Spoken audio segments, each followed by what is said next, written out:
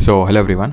तो आज हम लोग का रहने वाला lecture number 19 of GK PYQ series. तो चलिए स्टार्ट करते हैं। और ये जो आपको नोट्स हैं, ठीक है, पूरा जो पीडीएफ है वो आपको परमार एसएससी टेलीग्राम पे मिल जाता है। ठीक है, ये चैनल है परमार एसएससी टेलीग्राम चैनल, और जहाँ पे आपकी क्विज़ होती है वो ग्रुप है।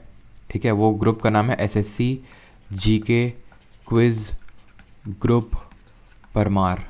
और नहीं होगा तो मैं इसका जो लिंक है इस टेलीग्राम पे शेयर कर दूंगा, बिकॉज बहुत सारे लोग यहाँ पे तो हैं चैनल पे जहाँ पे पीडीएफ अपलोड होता है डेली क्लासेस का, लेकिन यहाँ ग्रुप में नहीं है जहाँ पे क्विजेज़ होती हैं आपकी। ठीक है, और मोस्ट प्रोबेबली आज आपको करंट अफेयर का जो संडे को लेक्चर आना था, जो वीकली करंट अफेयर्स हम लोगों ने डिसाइड किया था स्टार्ट करने को, वो आज आप लोगों को मोस्ट प्रोबेबली मिल जाएगा। बाकी तो हम लोग संडे टू संडे करेंगे ही, लेकिन पिछले संडे जो गैप हो गया था, मिस हो गया था, वो आज आप लोगों को लेक्चर मोस्ट प्रोबेबली मिल जाएगा। ठीक है, मैं पूरी कोशिश करूँगा कि आज आपको दे दूँ।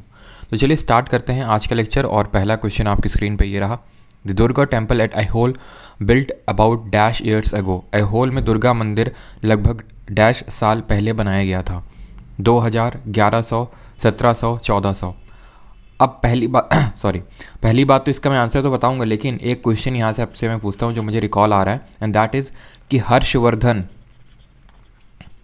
ने लगभग कितने साल पहले रूल किया था। ये आपको क्वेश्चन बताना, बिकॉज ये हम लोग कर चुके हैं। तो यहाँ पे दुर्गा टेम्पल एट ऐहोल, ऐहोल से आपको क्या याद आना चाहिए? ऐहोल का जो पिलर इंस्क्रिप्शन है, ये पिलर इंस्क्रिप्शन किसने बनाया था, इसमें किसने इंस्क्रिप्शन किया था, और ये किससे रिलेटेड था?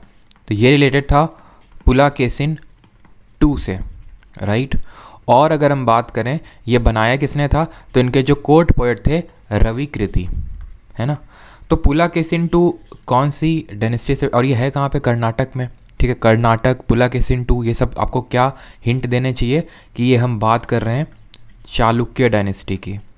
ठीक है, तो ऑब्वियस से बात है जो दुर्गा टेम्पल है एट ऐहोल, तो ये भी चालुक्य डायनेस्टी ने ही बनवाया होगा। और ये बिल्कुल बात सही है कि जो दुर्गा टेम्पल एट ऐहोल है ये चालुक्य डायनेस्टी ने ही बनवाया, और ये बनवाया था तकरीबन 7th सेंचुरी BC के आसपास। ठीक है, अर्ली 7th सेंचुरी BC के आसपास, जिसको हम बोल सकते हैं तकरीबन आज से 1400, ठीक है, 14 साल पहले। Option number D. अब चालुक्य डायनेस्टी के कुछ और इंपॉर्टेंट आर्किटेक्चर है, यहाँ पे आप देख सकते हैं। ये है आपका दुर्गा टेम्पल। अब ये दुर्गा टेम्पल आप ये मत समझिएगा कि दुर्गा माता, जो हमारी दुर्गा गॉडेस दुर्गा है, उनको डिवोटेड है, नहीं। ये एक सन टेम्पल है, लेकिन यहाँ पे जो ऊपर ये चीज़ कंस्ट्रक्टेड है, जो इसको फोर्टिफाइड लुक देता है। ठीक है, फोर्टिफाइड लुक देता है। दुर्ग, ठीक है, जैसे आपने दंती दुर्ग सुना होगा, है ना। तो दुर्ग का मतलब साउथ में होता है फोर्ट या फिर किला टाइप। ठीक है, तो जो किले नुमा स्ट्रक्चर है जो देता है, उसकी वजह से इसको दुर्गा टेम्पल बोला जाता है। ये गॉडेस दुर्गा को डिवोटेड नहीं है, ये एक सन टेम्पल है। और इसमें याद रखिएगा कि इसका जो आर्किटेक्चर है that is of apsidal plan. Apsidal plan क्या होता है? तो सबसे पहली बात तो ये चीज़ रिवाइज करते हैं कि जो नॉर्थ इंडिया के टेम्पल्स उनको नगर स्टाइल में, वो उनका नगर स्टाइल आर्किटेक्चर है। साउथ इंडिया के क्या हैं? द्रविड़। ठीक है, और जो बीच के हैं यानी कि जो कर्नाटक वाला रीजन है, वहाँ पे हमें वेसरा स्टाइल देखने को मिलता है, जो कि मिक्स है, इन दोनों का फ्यूजन है। और ये किसके लिए, मतलब किसने इसको इंट्रोड्यूस किया था? चालुक्य ने। द्रविड़ा स्टाइल ऑफ आर्किटेक्चर को पल्लवाज ने इंट्रोड्यूस किया था, वेसरा को चालुक्य ने। तो ये मैं काफ़ी बार रिपीट कर चुका हूँ। तो इसमें सारा आर्किटेक्चर हम लोगों ने देखा था कि जब आप घुसते हो मंदिर में तो आपको मंडप मिलता है, राइट। और अगर आप साउथ इंडिया में जाते हो तो वहाँ गोपुरम होते हैं। तो ये जो चीज़ है ना, ये आप देख पा रहे हो यहाँ पे। ठीक है, ये कुछ इस तरह का नहीं है, यहाँ पे मैं बनाता हूँ, ये कुछ इस तरह का है ना टेम्पल। अगर आप देखो तो इसी को बोलते हैं एप्साइडल प्लान।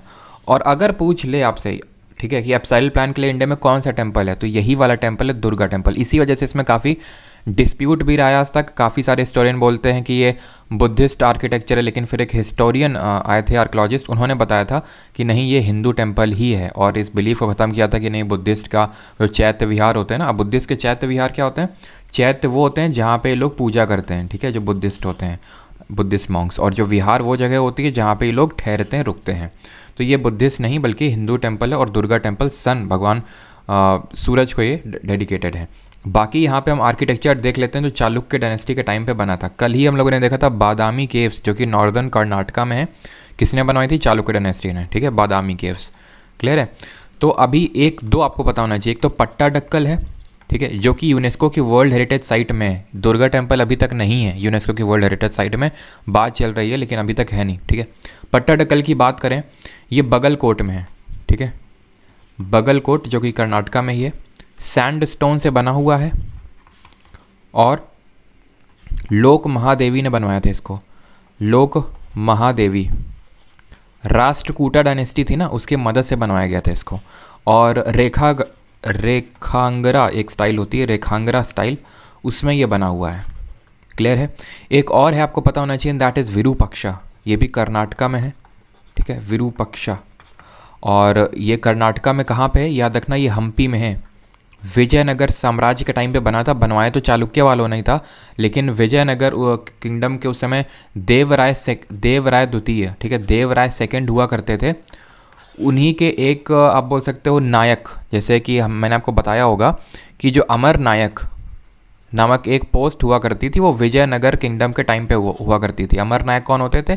चीफ, आप ये बोल सकते हो चीफ होते थे आर्मी के, इस तरह से। ठीक है, अमर नायक, तो उन्हीं के एक नायक थे लक्कन दंडेशा। ठीक है, लक्कन दंडेशा, उन्होंने इसको बनवाया था। किसको?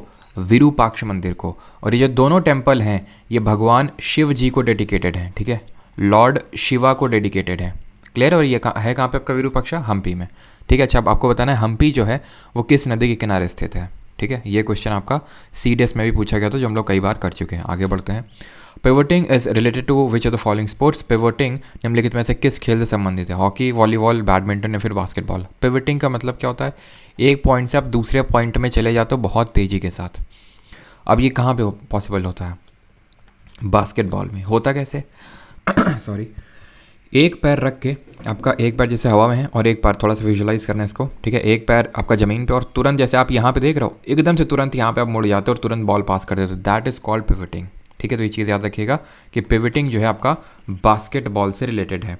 अब बास्केटबॉल के कुछ और यहाँ पे हम टर्म्स देख लेते हैं, जैसे कि अंडरहेड और ओवरहेड। ठीक है, आई थिंक मैं आपको पहले भी बता चुका हूँ, अंडरहेड और ओवरहेड ये बास्केटबॉल में टर्म्स रिलेटेड है।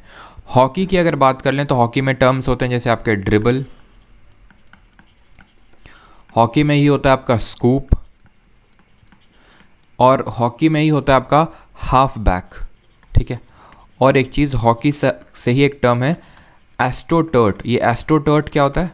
एस्ट्रोटर्ट पहले होता क्या था, हॉकी जो था प्योर ग्रास में खेली जाती थी। ठीक है, अभी क्या सिंथेटिक टाइप कोर्ट्स बन चुके हैं जिनको टर्ट बोलते हैं। ठीक है, और वो आर्टिफिशियल रूप से बने तो एस्ट्रोटर्ट, ध्यान रखना। ये वो कोर्ट हैं जहाँ पे ये हॉकी का गेम खेला जाता है। वॉलीबॉल की अगर बात करें तो इसमें साइड आर्म याद रखिएगा, ड्यूस याद रखिएगा, साइड आर्म हो गया, ड्यूस हो गया, और आपका बूस्टर भी हो गया, ये इसी से संबंधित है वॉलीबॉल से। और अगर बात करें बैडमिंटन से तो इसमें आपका स्मैश हो जाएगा, इसमें आपका वो फोर हैंड, ठीक है, फोर हैंड, बैक हैंड, ठीक है, four hand, back hand, double fault, ठीक है, डबल फॉल्ट, ये सब किससे रिलेटेड है? आपके बैडमिंटन से। क्लियर है? और बैडमिंटन से आपको क्या याद आना चाहिए? और बैडमिंटन से चलो अभी तो और कुछ याद नहीं आना चाहिए, आगे बढ़ते हैं। Ancient name of Tungabhadra river is, ठीक है, तुंगभद्रा नदी का प्राचीन नाम क्या है? अस्किनी, बिपाशा, सुतुद्री या फिर पंपा? तुंगभद्रा नदी। अभी मैंने आपसे एक सवाल पूछा था कि हम्पी किस नदी के किनारे स्थित है, तो वो उसका आंसर क्या होगा? तुंगभद्रा, बिकॉज तुंगभद्रा नदी थी जो कि आपकी किसकी ट्रिब्यूटरी है, किसकी सहायक नदी है? कृष्णा की सहायक नदी, जिसके अराउंड आपका पूरा विजयनगर किंगडम जो है स्थापित था। ठीक है, इसका पुराना नाम पंपा था, ऑप्शन नंबर 4। अस्किनी किसका पुराना नाम है? चेनाब का, जो कि लार्जेस्ट ट्रिब्यूटरी है किसकी? सतलज की, सॉरी लार्जेस्ट ट्रिब्यूटरी है इंडस की। और इसकी लॉन्गेस्ट ट्रिब्यूटरी की अगर बात करें, लॉन्गेस्ट, तो वो कौन सी है? वो है सतलज। ठीक, बिपाशा किस तरह साउंड हो रहा है? ये सारा कुछ करवा चुका हूँ मैं, आपके नोट्स में होगा। ब्यास, शुतुद्री, शुतुद्री ऐसे, शुतुद्री ऐसे, सतलज। ठीक है, आपको कमेंट बताना है झेलम का पुराना नाम क्या है, झेलम का एंशिएंट नेम आपको बताना है। ठीक है, और ये सारी चाहे झेलम हो, रावी हो, ब्यास हो, सतलज, ये सारी किसकी ट्रिब्यूटरीज हैं? इंडस की। एक बार ऐसा क्वेश्चन बन चुका है, याद रखिएगा। बाकी तो मैं सारी चीज़ें आपको करवा ही चुका हूँ, जल्दी से रिवाइज करते हैं। इंडस कहाँ से? कैलाश मानसरोवर के पास से जो भोखारचू नामक एक हिमनद है, ग्लेशियर है, वहाँ से निकलती है। और बात करें सिंधु नदी, इसका पुराना नाम है इसी के किनारे आपका मोहनजोदारो जो साइट है वो लोकेटेड है, मोहनजोदारो, ठीक है। और इंडस में हम लोगों ने क्या पढ़ा था, बोखारचू ये पढ़ा था, ठीक है। और हाँ, इसको तिब्बत में सिंगी खम्बान के नाम से जानते हैं, जिसका मतलब होता है शेर का मुंह, लायंस माउथ, सिंगी खम्बान के नाम से जानते हैं। इसकी और ट्रिब्यूटरीज़ हैं अगर हम बात करें, जैसे साउथ वर्ड ट्रिब्यूटरी, जैसे इंडस है, झेलम, चिनाब, रवि, ब्यास, सतलज, ये सब साउथ में ही है ना। उस एक और है साउथ में, और वो है जस्कार, ठीक है, जो एकदम ही ऊपर है, एकदम ही ऊपर है, सबसे ऊपर है। ऊपर है इसके जैसे श्योक, गिलगिट, ये हैं इसकी ऊपर हैं ट्रिब्यूटरीज, ठीक है। और ये सारी जो हमारी झेलम, चिनाब, रवि, ब्यास, सतलज, ये कहाँ पे मिलती हैं, इंडस से मिठानकोट पाकिस्तान में मिलती हैं, और इनको कलेक्टिवली बोलते हैं पंचनद, ठीक है, पंचनद। और इन दो रिवर्स के बीच का जो एरिया होता है उसको क्या बोलते हैं, दोआब बोलते हैं। और वो जो नाम पड़ता है वो दो नदियों के नाम पे ही पड़ता है। जैसे अगर मैं बोलता हूँ छछ, दोआब किसके बीच में होगा, मतलब तो ये आपका चेनाब और झेलम के बीच में होगा। तो इस तरह से आपको चीज़ों को रिलेट करना है। अगले क्वेश्चन पे आते हैं। Nuts, vegetable oil and fish are good sources of which of the following, मेवे, वनस्पति तेल और मछली निम्नलिखित में से किसके अच्छे स्रोत हैं, ये आपसे पूछा है। मिनरल्स, कार्ब्स, प्रोटीन्स या फिर हेल्दी फैट्स। तो भाई प्रोटीन के तो हो नहीं सकते हैं, ठीक है। चलो फिश देता तो फिर भी लगता कि ठीक है प्रोटीन, लेकिन वेजिटेबल ऑयल जो है वो किसी तरह से हो, या फिर वेजिटेबल ऑयल तो प्रोटीन का हो नहीं सकता है, ठीक है। और आंसर इसका होगा option number D, healthy fats. Healthy fat के ये सोर्स हैं नट्स, वेजिटेबल और फिश। प्रोटीन की अगर बात करें तो प्रोटीन किसके लिए रिस्पॉन्सिबल होता है, हमारी बॉडी में ग्रोथ के लिए रिस्पॉन्सिबल होता है।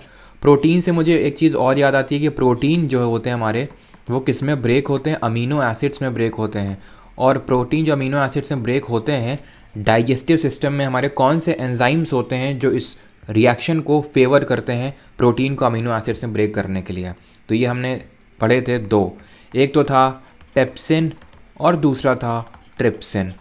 हमने क्या क्या पढ़ा था इनके बारे में। पेप्सिन जो है वो स्टमक में रिलीज़ होता है, स्टमक का एक एंजाइम है, ये एसिडिक मीडियम में काम करता है, तभी HCl यहाँ पे रिलीज़ होता है ताकि ये फंक्शन कर पाए।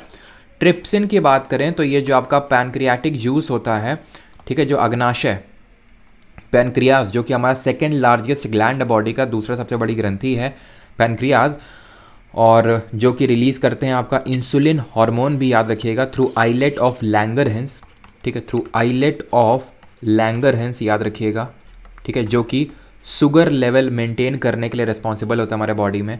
ये आपका अल्कलाइन मीडियम में काम करता है, दोनों का फंक्शन सेम होता है, ठीक। बात अगर हम करें फैट्स की, तो फैट्स में भी फैट को फैटी एसिड्स में ब्रेक किया जा रहा था। अगर आपको याद हो, फैट्स को फैटी एसिड में कौन ब्रेक कर रहा था, फैट्स को फैटी एसिड में ब्रेक कर रहा था बाइल जूस। और ये बाइल जूस कौन सेक्रीट कर रहा था, largest gland of human body, liver. Liver में हमारे कौन से लिवर, जो हमारा लिवर है वो कौन सी डिजीज़ में मतलब इन्फ्लुएंस होता है, फिर इफेक्ट होता है। तो याद रखिएगा, जो हेपेटाइटिस नामक बीमारी होती है, हेपेटाइटिस, जो कि एक वायरस की वजह से होती है, ठीक है, वो उससे हमारा लिवर इफेक्ट होता है। और साथ ही साथ जॉन्डिस से भी हमारा लिवर इफेक्ट होता है। और ये जो बाइल जूस है इसको स्टोर कौन करता है, गॉल ब्लैडर, पित्त की थैली इसको स्टोर करती है। क्लियर है इतनी चीज़। और कार्बोहाइड्रेट्स की रिगार्डिंग अगर बात करें, हाँ, प्रोटीन से आपको एक चीज़ और याद आनी चाहिए जो मैंने आपको बताई थी कि प्रोटीन जो होते हैं अगर इनकी कमी हो जाती है छोटे बच्चों में तो एक डिजीज़ हो जाती है क्वाशियोरकर। एक इसी की और जुड़वा डिजीज़ है, दैट इज़ मरासमस। उसमें प्रोटीन, कार्ब्स, फैट्स, एनर्जी सब की कमी हो जाती है, तो उसको मरासमस बोलते हैं। ये है क्वाशियोरकर। क्वाशियोरकर से आपको अनीमिया याद आना चाहिए, मैंने आपको बताया था। इससे आपको ग्वाइटर याद आना चाहिए, ठीक है। अनीमिया में क्या होता है, आयरन की कमी हो जाती है, क्योंकि हीमोग्लोबिन की कमी हो जाती है, और वो इसलिए होती है क्योंकि आयरन की कमी हो जाती है, ठीक है। तो हीमोग्लोबिन जो है कम हो जाता है, और हीमोग्लोबिन में आयरन होता है तो आयरन की कमी हो जाती है। और हमने क्या टारगेट रखा है अनीमिया को कब तक एलिमिनेट करना, जरा कमेंट में अभी तुरंत बताइए। ग्वाइटर जो होता है आयोडीन की कमी से होता है, घेंगा रोग जिसको बोलते हैं, ठीक है। ये कौन मतलब ग्वाइटर जो है, थायरॉक्सिन हार्मोन अगर ढंग से नहीं निकलेगा, जो कि थायराइड ग्लैंड निकालते हैं जो गले में होते हैं, तो फिर मतलब वो सेक्रीशन नहीं होगा एक तरह से, तो आपका गला जो है काफ़ी मोटा हो जाएगा। अनीमिया हमने 2047 तक एलिमिनेट करने का टारगेट रखा है इसी साल के बजट में। काला आज़ार को इसी साल तक एलिमिनेट करेंगे। मलेरिया को ज़रा बताइए कब तक हमने एलिमिनेट करने का टारगेट रखा है। और मलेरिया के रिगार्डिंग सब कुछ पढ़ चुके हैं, याद करिए, प्लाज्मोडियम नामक प्रोटोजोआ से होता है। और फीमेल एनोफिलीज जो मस्क्यूटो होता है इसके लिए रिस्पॉन्सिबल होता है इसको कैरी करने के लिए। सिंचोना नामक एक पेड़ होता है जिसकी छाल इसके लिए कारगर सिद्ध होती है। और ये सिंचोना नामक जो पेड़ है ये सदाबहार वनों में यानी कि ट्रॉपिकल एवरग्रीन फॉरेस्ट में पाया जाता है। इसके अलावा से ट्रॉपिकल एवरग्रीन में कौन कौन से पाया जाता है मैं लिख नहीं रहा हूँ, सब रिवाइज़ कर रहे हैं हम लोग, जल्दी आप रिवाइज़ करिए, ठीक है। रोजवुड, एबोनी, माहोगनी, सिंचोना, एनी, ये आपको 5 एग्जाम्पल याद रखने, इसके बाहर नहीं आएगा, ठीक है।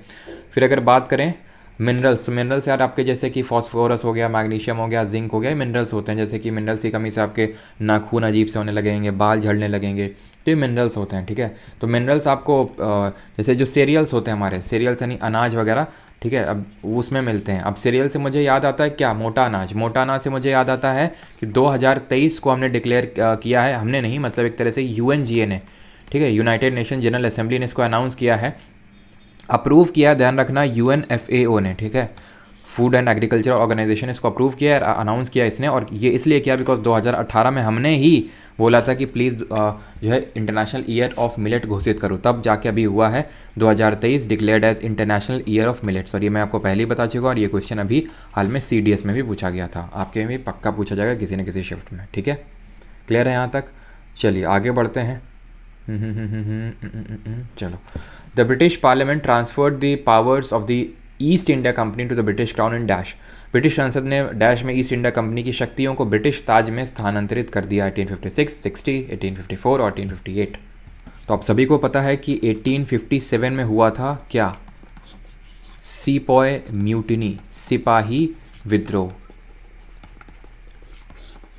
उसके बाद ईस्ट इंडिया कंपनी का जो रूल है वो पूरी तरह से ख़त्म कर दिया गया। ईस्ट इंडिया कंपनी एक कंपनी थी जिसको 1600 में ये चार्टर मिला था क्वीन एलिजाबेथ I के द्वारा कि जाओ और ईस्ट इंडिया में यानी भारत में जाके ट्रेड करो, यानी ईस्ट इंडिया वाला जो रीजन है सब में, सिर्फ भारत में नहीं, जो ईस्ट इंडिया वाला पूरा रीजन वहाँ जाके ट्रेड करो, उसको राइट्स मिले। और इसकी मोनोपोली थी, इसके अलावा और कोई कंपनी आ नहीं सकती थी, तो घूस वूस दे के इसने वो राइट्स ले लिए। जैसे कि आप थोड़ा सा रिलेट नहीं करवाता नहीं, कुछ लोग दिल पे ले लेते हैं, ठीक है, दिल पे मत लेना। देखो जैसे कि फॉर एग्जांपल मान लेते हैं अडानी जी, ठीक है, या फिर कोई भी अंबानी जी मोदी जी के पास जाते हैं कि हमें ये इस कंट्री में सिर्फ हम ही को ट्रेडिंग राइट्स दे दो और कोई कंपनी इंडियन कंपनी ना घुस सके वहाँ पे, तो वो राइट्स, तो उस तरह से, ठीक है। तो इसी तरह से ईस्ट इंडिया कंपनी को राइट्स मिले और उसने ट्रेड करना स्टार्ट किया। लेकिन 1857 में उसने इतना वो सारी चीज़ें इतनी मतलब ये करप्शन बढ़ गया, सारी चीज़ें इतनी बढ़ गई कि यहाँ पे 1857 में विद्रोह हुआ। तो अब यहाँ पे लगने लगा ब्रिटिश पार्लियामेंट या फिर ब्रिटिश गवर्नमेंट को कि अगर ऐसा ही हमने कंटिन्यू रखा तो ये हमारे इंडिया हमारे यहाँ से चला जाएगा।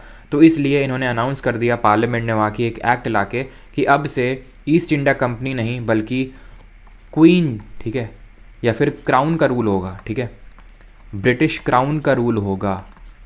और इसको बोला गया क्वींस प्रोक्लेमेशन। जो 1858 का एक्ट आया ना उसको बोला गया क्वींस प्रोक्लेमेशन। हुआ क्या क्या इसमें, पहली चीज़ तो हुई कि ईस्ट इंडिया कंपनी अबॉलिश हो गई, ख़त्म हो गई। दूसरी चीज़ इसमें यह हुआ कि जो गवर्नर जनरल था ऑफ इंडिया वो आज से कहलाएगा वॉइस रॉय। वॉइस रॉय की पदवी स्टार्ट कर दी और पहला वॉइस रॉय कौन बना, कैनिंग बना, जिसके समय पे 1857 का विद्रोह हुआ। एक सेक्रेटरी ऑफ जनरल की पोस्ट क्रिएट करी, सेक्रेटरी ऑफ जनरल। ये कौन था, ब्रिटिश पार्लियामेंट का ही एक कैबिनेट रैंक का कैबिनेट मिनिस्टर था जो वहीं बैठेगा, लेकिन वो भारत के लिए पूरा रिस्पॉन्सिबल होगा कि वहाँ से कितना पैसा क्या सारी चीज़ें वो रिस्पॉन्सिबल होगा, वही पार्लियामेंट में वहाँ के आंसर करेगा, इंडिया में नहीं बैठेगा वहीं बैठेगा। इसको असिस्ट करने के लिए इसको 15 मेंबर की काउंसिल दिया गया इसको, ठीक है। साथ ही साथ डुअल गवर्नमेंट ख़त्म किया गया। किस डुअल गवर्नमेंट की बात कर रहा हूँ, जो dual government Pitt's India act 1784 के एक्ट को पिट्स इंडिया एक्ट बोलते हैं, जो शुरू किया था, जिसमें कि बोर्ड ऑफ गवर्नर्स होता था एक, और एक होता था कोर्ट ऑफ डायरेक्टर्स। तो कोर्ट ऑफ डायरेक्टर्स तो पहले ही रहता था, ठीक है, court of directors commercial affairs को मैनेज करने के लिए, लेकिन एडमिनिस्ट्रेटिव अफेयर्स को मैनेज करने के लिए बोर्ड ऑफ गवर्नर को क्रिएट किया गया था 1784 के एक्ट के थ्रू। ख़त्म कर दिया गया, इसको एबॉलिश कर दिया गया इस एक्ट के थ्रू, क्लियर है। साथ ही साथ जो डलहौजी डॉक्ट्रिन ऑफ लैप्स हड़प नीति लाया था उसको भी ख़त्म कर दिया, which was the main reason कि क्यों आपका ये 1857 का रिवोल्ट हुआ। और भी बहुत सारे कारण थे, जैसे कि उसका इमीडिएट कॉज क्या था। इसकी इमीडिएट कॉज की बात करें तो क्या था, चर्बी वाले कारतूसों का प्रयोग, यानी कि यूज़ ऑफ ग्रीस्ड कार्ट्रिजेस, ठीक है, चर्बी वाले कारतूसों, ये सारी चीज़ें हो चुकी हम लोग है ना, कारतूसों का प्रयोग। 10 मई को ये चालू होता है 10th में 1857 को। जनक किसे माना जाता है, मंगल पांडे जी को। Mangal Pandey ji 34th native Bengal native infantry से बिलोंग करते थे, ठीक है। और भी बहुत सारे रीजंस थे, जैसे कि इंडियन सोल्जर्स को बाहर भी भेजा जा सकता है, तो उनका ये मानना था हिंदू धर्म में ये था कि अगर कोई बाहर जाता है देश के तो वो अपवित्र हो जाता है, तो ये था, ठीक है। और डॉक्ट्रिन ऑफ लैप्स तो था ही, जिसकी वजह से हमारी रानी लक्ष्मीबाई जी ने पार्टिसिपेट किया था इसमें। सतारा सबसे पहले हड़पा गया था इस डॉक्ट्रिन ऑफ लैप्स के थ्रू, सतारा, संबलपुर, ठीक है, नागपुर, झांसी, ये ऑर्डर था आपका, ठीक है। इसी तरह सा एक था, मैंने आपको बताया था सब्सिडियरी अलायंस, आपको याद आना चाहिए, याद आ रहा है? सब्सिडियरी अलायंस वो कब आया था? वो पहले आया था काफ़ी, 1798 में वेलेस्ली लाया था इसको। मेन इसको इंट्रोड्यूस किया था, इसका जो जनक माना जाता है वो डुप्ले माना जाता है, वो फ्रेंच गवर्नर जनरल था, लेकिन उसको ये ढंग से यूज़ नहीं कर पाया। वेलेस्ली ने यूज़ किया और सबसे पहले जो इसने कैप्चर किया इसके थ्रू वो हैदराबाद था, याद रखना। क्लियर है? और कुछ इसको फर्स्ट वॉर ऑफ इंडिपेंडेंस किसने बोला था? फर्स्ट वॉर ऑफ इंडिपेंडेंस बताइए। ये वीडी सावरकर जी ने, ये भी आई थिंक मैंने आपको सारी चीज़ें बता दिया होगा, ठीक है। और इसको फर्स्ट वॉर ऑफ इंडिपेंडेंस इन्होंने बोला था। सिपॉय म्यूटिनी, सिपाही विद्रोह, कार्ल मार्क्स ने, ठीक है, कार्ल मार्क्स। और एक चीज़ याद रखिएगा कि किसने कहाँ से लीड किया, आई थिंक वो सारा याद होगा, मैं रिवाइज़ करवा देता हूँ, लिख नहीं रहा हूँ, जल्दी से रिवाइज़ करो, ठीक है। कानपुर से बताओ नाना साहब, लखनऊ से बेगम हजरत महल, झांसी से रानी लक्ष्मीबाई, असिस्ट फिर किसने किया? तांतिया टोपे ने, ठीक है। उसके बाद दिल्ली से बहादुर शाह जफ़र सेकंड, जो कि लास्ट मुगल रूलर था, और अगर वो ऑप्शन में नहीं होगा तो जनरल भक्त खां, ठीक है। और फैज़ाबाद से मौलवी अहमदुल्ला, ठीक है। और बस इतना याद रखना। और कहाँ से किसने सप्रेस किया? जैसे कि झांसी से सर ह्यू रोज़ ने, रोज़ दिया उसने लक्ष्मीबाई जी को, ठीक है, और बड़ाई वगैरह भी कर रहा था, हम लोगों ने देखा था, ठीक है, तो सर ह्यू रोज़ ने। कॉलिन कैम्पबेल ने सप्रेस किया था लखनऊ से और कानपुर से, ये आपको याद रखना है, ठीक है। और निकोलस हडसन था जिसने कि सप्रेस किया था दिल्ली से। बस ये 4-5 आपको याद रखने हैं। और बिहार से किसने लीड किया था? कुंवर सिंह ने, याद रखिएगा, ठीक है। आगे बढ़ते हैं। Which of the following is a east flowing river, इनमें से कौन सी पूर्व में बहने वाली एक नदी है, जो पूर्व में बहती है, यानी ऐसे बहती है, ठीक है। चलिए, वैगई, सुवर्ण रेखा, माही या फिर वंशधारा, बताइए। तो वैगई की, सबसे पहले वैगई की बात कर लेते हैं। ये कावेरी है, कावेरी के नीचे बहती है वैगई। सबसे एक बार यूपीएससी में ही क्वेश्चन पूछा गया था, सबसे सदर्न मोस्ट रिवर कौन सी है इनमें से? तो वैगई, ठीक है, सदर्न मोस्ट रिवर, बिकॉज ये कावेरी के नीचे भी फ्लो करती है, ठीक है। लेकिन फ्लो डायरेक्शन मैंने क्या बनाया? इधर को, यानी कि ये बे ऑफ बंगाल में ही गिरती है। जो नदियाँ ईस्ट में जाती हैं वो बे ऑफ बंगाल में जाके गिरती हैं, ठीक है। अगर वो गिरती हैं, अगर वो किसी ट्रिब्यूटरी को भी और किसी हो सकता है वो ट्रिब्यूटरी हो तो किसी मेन रिवर को ज्वाइन कर रही हो, है ना। तो ये तो उत्तर नहीं होगा। सुवर्ण रेखा क्या बताया था मैंने, काफ़ी बार चर्चा कर चुके हैं, क्या क्या चर्चाएं कर चुके हैं कि इसमें जो हुंद्रू जलप्रपात है, हुंड्रू वाटरफॉल है झारखंड में, वो है किसकी ट्रिब्यूटरी है? दामोदर की है। दामोदर किसकी ट्रिब्यूटरी है? हुगली की है। हुगली किसकी ट्रिब्यूटरी है? गंगा की। सब देख चुके हैं ना। तो दामोदर ये ऐसे बहती है, ठीक है, और ये भी आपकी सुवर्ण रेखा भी कुछ इस तरह से जाके जुड़ती है दामोदर से, तो ये भी आंसर नहीं होगा, ठीक है। अच्छा, सुवर्ण रेखा क्यों सुवर्ण रेखा है, फिर स्वर्ण रेखा क्यों बोलते हैं इसको? स्वर्ण रेखा एक्चुअली बोलते हैं स्वर्ण रेखा, इसलिए क्यों? क्योंकि इसमें गोल्ड के पार्टिकल मिलते हैं। अब ये मत सोचना कि बहुत इसमें नदी में गोल्ड मिलता है, बस पार्टिकल बहुत छोटे छोटे। यहाँ कुछ काफ़ी लोग हैं जिनका जीवन यापन इसी पे चलता है, ठीक है।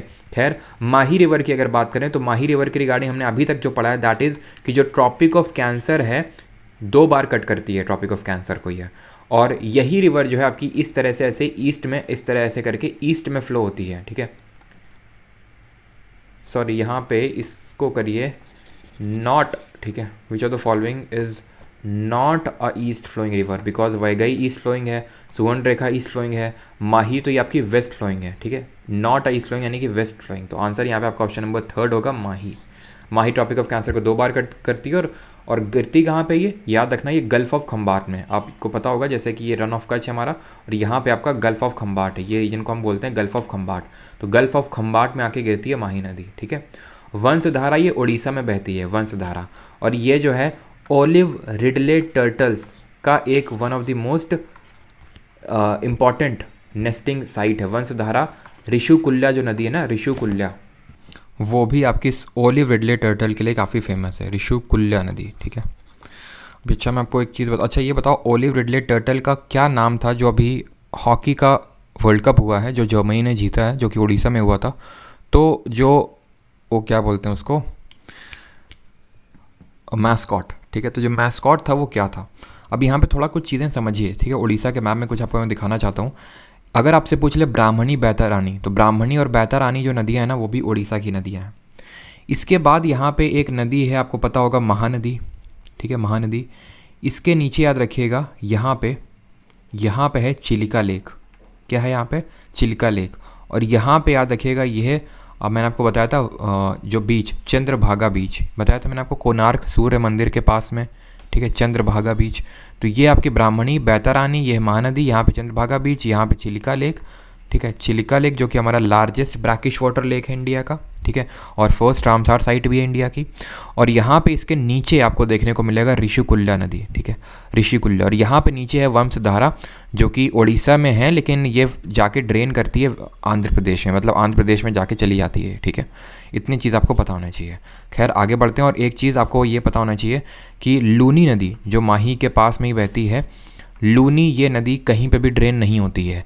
ये जो रन ऑफ कच्छ है वहाँ पे जाके ख़त्म हो जाती है, ये कहीं ड्रेन नहीं कर पाती क्योंकि इसमें उतना ज़्यादा पानी नहीं होता है। ठीक, आगे बढ़ते हैं। अगला क्वेश्चन हमारा question number 7, who among the following rulers appointed Ladha and Pira two gardeners to high administrative post. निम्नलिखित में से किस शासक ने लाधा और पीरा नामक 2 बागवानों को उच्च प्रशासनिक पद पर नियुक्त किया? मोहम्मद तुगलक, बहलोल लोदी, इल्तुतमिश या फिर खिज़्र खान। तो लाढ़ा और पीरा को मोहम्मद बिन तुगलक ने अपॉइंट किया, जो कि एक 2 बार्बर्स थे, ना सिर्फ बार्बर बोलो गार्डनर, ना सिर्फ गार्डनर को बल्कि इसने एक बार्बर था, ठीक है, एक कुक भी था, एक वाइन डिस्टिलर भी था, ठीक है, जो वाइन डिस्टिल करता था, ठीक है। इनको भी इसने हाई एडमिनिस्ट्रेटिव पोस्ट पे नियुक्त किया, जिसको लेके इसकी काफ़ी आलोचना भी की गई, ठीक है, कि क्यों मतलब इन लोगों को अपॉइंट कर दिया। खैर, मोहम्मद बिन तुगलक के रिगार्डिंग हमें क्या क्या चीज़ें याद आना चाहिए? इब्न बतूता जो मोरक्को का ट्रैवलर था, वो इसके टाइम पे आया था, मोहम्मद बिन तुगलक के टाइम पे। और बहलोल लोदी आपको पता है, ही was the founder of Lodi dynasty, जो कि पूरे दिल्ली सल्तनत की आखिरी डायनेस्टी थी, बिकॉज इब्राहिम लोदी और बाबर के बीच में फर्स्ट बैटल ऑफ पानीपत हुआ था 1526 AD में, जहाँ पे इब्राहिम लोदी ख़त्म हुआ, ना सिर्फ लोदी डायनेस्टी ख़त्म हुई बल्कि पूरा दिल्ली सल्तनत ख़त्म हो जाता और वहाँ से हमारा शुरू हो जाता मुगल वंश। इल्तुतमिश जो कि स्लेव डायनेस्टी यानी मामलुक वंश का दूसरा शासक था, क्योंकि कुतुबुद्दीन ऐबक के बाद यही आया था इल्तुतमिश। तो इल्तुतमिश जो था, एक वो भी था, करम शाह करके भी था, लेकिन वो जो कुतुबुद्दीन ऐबक का बेटा था, लेकिन वो कुछ खासा था नहीं। तो इल्तुतमिश जो सन इन लॉ था कुतुबुद्दीन ऐबक का, वो आया। इसके रिगार्डिंग हमें ये पता होना चाहिए कि वो तो ठीक है कि जो आपका कुतुब मीनार था उसका इसने पूरा निर्माण वगैरह करवाया, लेकिन इसने इक्तादारी सिस्टम को स्टार्ट किया, इक्तादारी सिस्टम को स्टार्ट किया, और साथ ही साथ इसने सिल्वर कॉइन्स जिनका नाम था टंका, ठीक है, और कॉपर कॉइन्स थे जितल, इनको इंट्रोड्यूस किया। सिल्वर सबसे आपको पता होना चाहिए हाईएस्ट कंडक्टिविटी होती है इसकी, और सेकंड नंबर पे हमारा कॉपर आता है। सिल्वर में जो जंग लगता है आप एक तरह से बोल सकते हो, वो ब्लैक कलर की इसमें रस्टिंग होती है, रस्टिंग तो नहीं बोलेंगे उसको, लेकिन ब्लैक कलर की कोटिंग चढ़ती है सिल्वर सल्फाइड की। ये चीज़ याद रखिएगा, इस साइंस से मैं आपको चीज़ बता रहा हूँ, ठीक है।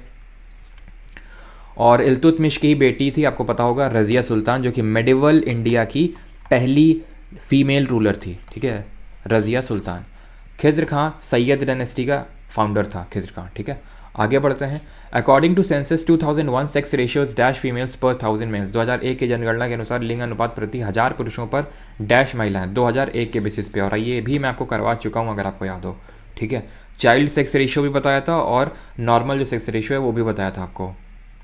तो अगर 2001 के अकॉर्डिंग बात करें तो 933 था, और 2011 के अकॉर्डिंग बात करो तो ये 943 है, यानी 10 बढ़ गया है।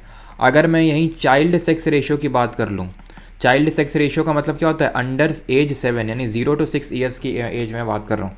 तो 2001 के सेंसस में अच्छा था, 927 था, लेकिन अभी अगर बात करें 2011 के सेंसस के बेसिस पे तो ये है 919। ये चीज़ आपको क्लियर होनी चाहिए कि ये चाइल्ड सेक्स रेशियो घट गया है, लेकिन ओवरऑल सेक्स रेशियो हमारा बढ़ा है, ठीक है। अभी मैं आपको हाईएस्ट सेक्स रेशियो और लोवेस्ट नहीं बता रहा हूँ, बिकॉज आई थिंक आगे क्वेश्चन है इस पर। Mission of Ramsar is to conserve what. Ramsar का मिशन क्या संरक्षित करना है? डेजर्ट्स, रिवर, वेटलैंड या फिर ओशंस? बताइए। ये CGL 2020 का क्वेश्चन है, और भी आगे भी आ चुका है, CHSL 2021 वगैरह बाकी एग्जाम से पूछा जाता रहता है, बिकॉज काफ़ी न्यूज़ में रहता है, कोई ना कोई रामसार साइट न्यूज़ में रहती है। जो जैसे अभी हाल ही में 11 नई रामसार साइट डिक्लेयर करी गई हैं, और टोटल जो रामसार साइट हमारी इंडिया की हो गई हैं टोटल अभी इंडिया में, वो 75 हो चुकी हैं, 75 रामसार साइट। तो ये न्यूज़ में रहता ही है। तो रामसार एक जगह का नाम है जो ईरान में है। वहाँ पे एक कन्वेंशन हुआ था 1971 में, 1971 में, टू कंजर्व वेटलैंड, जिनको बोलते हैं आर्द्र भूमि। ये होते क्या हैं, वो ये भूमियाँ होती हैं जो हमेशा आर्द्र यानी कि गीली रहती हैं, ठीक है, वेटलैंड। हमारा इंडिया का पहला वेटलैंड क्या था, तो फर्स्ट था चिलिका, अभी मैंने आपको बताया, अगर आप सही से सुन रहे होंगे तो चिलिका, और साथ ही साथ क्यूला देव घाना। क्यूला देव घाना ये कहाँ पे, ज़रा बताइए। ये उसी राज्य में है जहाँ पे आपको रणथंबोर टाइगर रिजर्व देखने को मिलेगा, जहाँ पे ग्रेट इंडियन बस्टर्ड जहाँ का स्टेट बर्ड है, और जहाँ पे अभी कुछ नई डिस्ट्रिक्ट भी का अनाउंसमेंट हुआ, कुछ नई डिस्ट्रिक्ट बनी है। बताइए कौन से स्टेट की बात हो रही है। और यहाँ पे और क्या आपको याद आना चाहिए, रामसर में, ठीक है, ईरान, टोटल 75, 1971, ठीक है, बस इतना ही। आगे बढ़ते हैं। In which of the following years was the INC split into two groups named as moderate and extremist. निम्नलिखित में से किस वर्ष में भारतीय राष्ट्रीय कांग्रेस को दो समूहों में विभाजित किया गया था जिन्हें नरमपंथी और उग्रवादी कहा गया था? 1899, 1895, 1904 या फिर 1907? तो आंसर क्या होगा, ये हम लोग कर भी चुके हैं। अगर आपको याद हो, इंडियन नेशनल कांग्रेस के रिगार्डिंग मैंने सारी जब आपको फैक्ट बताए थे तो मैंने बताया था कि इतना आप कर लो और इसके 90% चांस है कि इन्हीं से आपको क्वेश्चन देखने को मिलेगा।